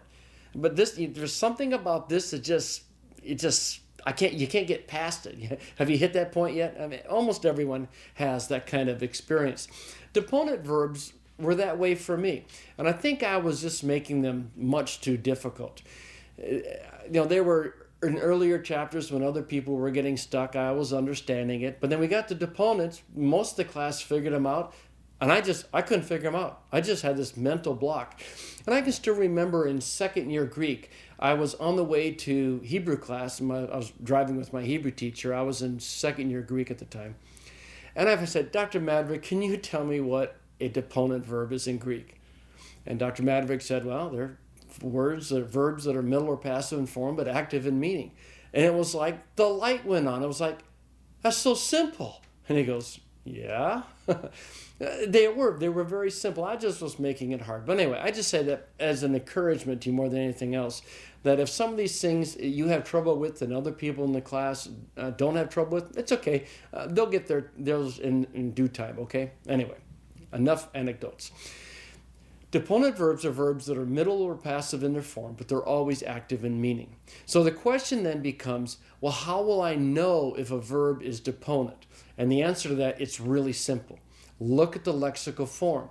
If the lexical form ends in omai, the verb's deponent. Okay? It's that simple. Don't make it hard. It's that simple.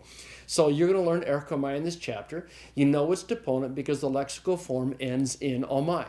All right. You're also going to be learning a verb, sunago. Is sunago deponent? Well, no. Its lexical form doesn't end in omai. The lexical form ends in omega. So it's a regular verb. Erchomai is deponent because the lexical form ends in omai. So that's pretty straightforward. When it comes to parsing deponent forms, though, there's one little extra thing you have to do.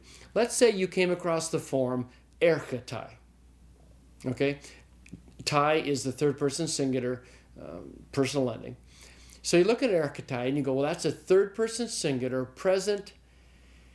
And before you can say what the voice is, you have to stop and you have to, in essence, go down to the end and say, well, what's the lexical form? Is this word deponent or not? Oh, it's from erkomai. Yeah, it is deponent. Okay, so erketai is a third person singular present deponent indicative. So don't say active or passive, say deponent. Third person singular present deponent indicative from erkomai, meaning he, she, it comes. Okay? So that's it for deponent verbs. Okay, you've been in anticipation long enough when it comes to middle. So let me cover what the middle is. And let's start with the form of middle. How do you form a present middle indicative? Well, you start with the present tense stem. You add a connecting vowel. And then since the middle in the present is identical to the passive, you're going to add primary passive personal endings. It's the same thing. So you have the present tense stem, erk, connecting vowel, primary passive personal endings, and you get erkomai. You go to the full paradigm and you have erkomai, erke, erketai, erkamatha, erkestha, erkantai. Okay, the same thing we saw was passives, except the one thing that's different here is what? The definitions are all active. Why? Because erkomai is a deponent verb. That means it's middle or passive in form, but active in meaning. So erkomai means I come. Now try to say that as a passive. I guess you could say I am come, but that's not passive, is it? See, these words generally, deponent verbs, simply don't make any sense in the passive. That's a clue also that it's deponent. Erkomai is a deponent, and therefore it has an active meaning. It means I come. Erke, you come. Erketai, he, she, it comes. So that's the present middle indicative in terms of form. Okay, what about their meaning? I need you to trust me on this, okay? There is a specific nuance connected with the middle voice, but it's a nuance and it's a little advanced. And what I found over the years is that if I tell you now what's going on in middles, it's too much. And so I've pushed off middles, true middles, to a later chapter. And I've organized the vocabulary in such a way that in this chapter and for several chapters to come, all the middles you're going to see are deponent. Now, for example, erkomai happens to be a middle deponent, but the point is, it's a deponent. So all the middles that you're going to see in this chapter and for several chapters to come are deponent. In other words, they're going to have active meanings. And this isn't too unnatural of a thing to do because the fact of the matter is about 75% of the middles in the New Testament are deponent. So the vast majority of middle constructions are deponent in their meaning. So they're all going to be active in translation. And so I just pushed off the nuance of the middle to a later chapter. So for this chapter, if you see a form that's middle, it's going to be a deponent, so give it an active meaning, okay? And for those of you that are really liking to know all the little details of things, at this point, if you're wondering, there's no way for you to tell the difference between a middle deponent and a passive deponent. You can look at erkomai, you're not going to know whether it's middle deponent or passive deponent, but that's okay. You don't need to know. It happens to be a middle deponent, but you won't know it from looking at the form. So that's it for middles, okay? All right. One last major thing, and that is contract verbs. And again, take a look at the paradigm for contract verbs. And what you want to do is ask yourself, if I saw these forms, would I be able to parse it, okay? And you go through there, and it's pretty straightforward, isn't it? The my, the tai, the mythos, the intai is very visible.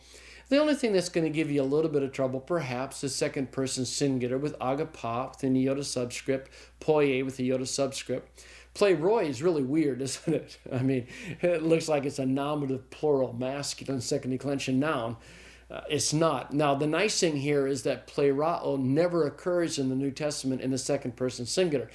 So unless your teacher is really pushing you on the paradigms, you're never actually going to see that form, so no big deal. But anyway, other than second person singular forms, contracts are very easily visible when you see them in the sentences. Okay, so That wasn't really hard, was it? Okay, a couple of new things, and you got to think through your English grammar, but for the most part, I think you probably did fine. Okay, so in summary, let's look and see what we learned in this chapter. Well, we saw that in a passive verbal construction, the subject is receiving the action of the verb, and in English, we form passive construction by adding in a helping verb, but in Greek, we have a totally different set of endings to indicate passive constructions. We also learned deponent verbs, and these are verbs that are middle or passive in their form, but always active in their meaning. And we can tell if a verb is deponent or not by looking at its lexical form. If the lexical form ends in omai, then it's a deponent verb. In terms of the form, in the present tense, middle and passive are identical, so there's nothing new there, at least in terms of the middle. In terms of meaning, all of the middles that you're going to see in this chapter and for several chapters to come are deponent. So all the middles are going to end up having an active meaning. We learned the primary passive personal endings. They are my, sai, tai, mithas, ntai. There's that cheerleader again. Omai, eatai, amatha, esta, antai. And then with luo, luomai, lue, luatai, luamatha, luesta, luantai. And in the master verb chart, we added one more line, didn't we? How do you form the present middle passive? Well, you form it with the present tense stem, a connecting vowel, and primary middle passive personal endings, and you get something like luomai. Okay, there you are through chapter 18. But before you get to the vocabulary, I need to tell you about one more hurdle you just jumped. Once you've learned all the vocabulary in this chapter, look at the statistics at the end. You now know just a tad over 70% of all word occurrences, okay? That means when you're done with the vocabulary in this chapter, you flip open your Greek Bible, you should recognize 7 out of every 10 of those words. So congratulations, that's really encouraging, I think. Now, the last milestone is going to be 80%, and we don't hit that till the last chapter of the book. But the amount of vocabulary you'll be learning is also dropping off a bit. But anyway, so you now know at the end of this chapter, just a tad over 70%. So congratulations. Okay, now let's learn the vocabulary in this chapter.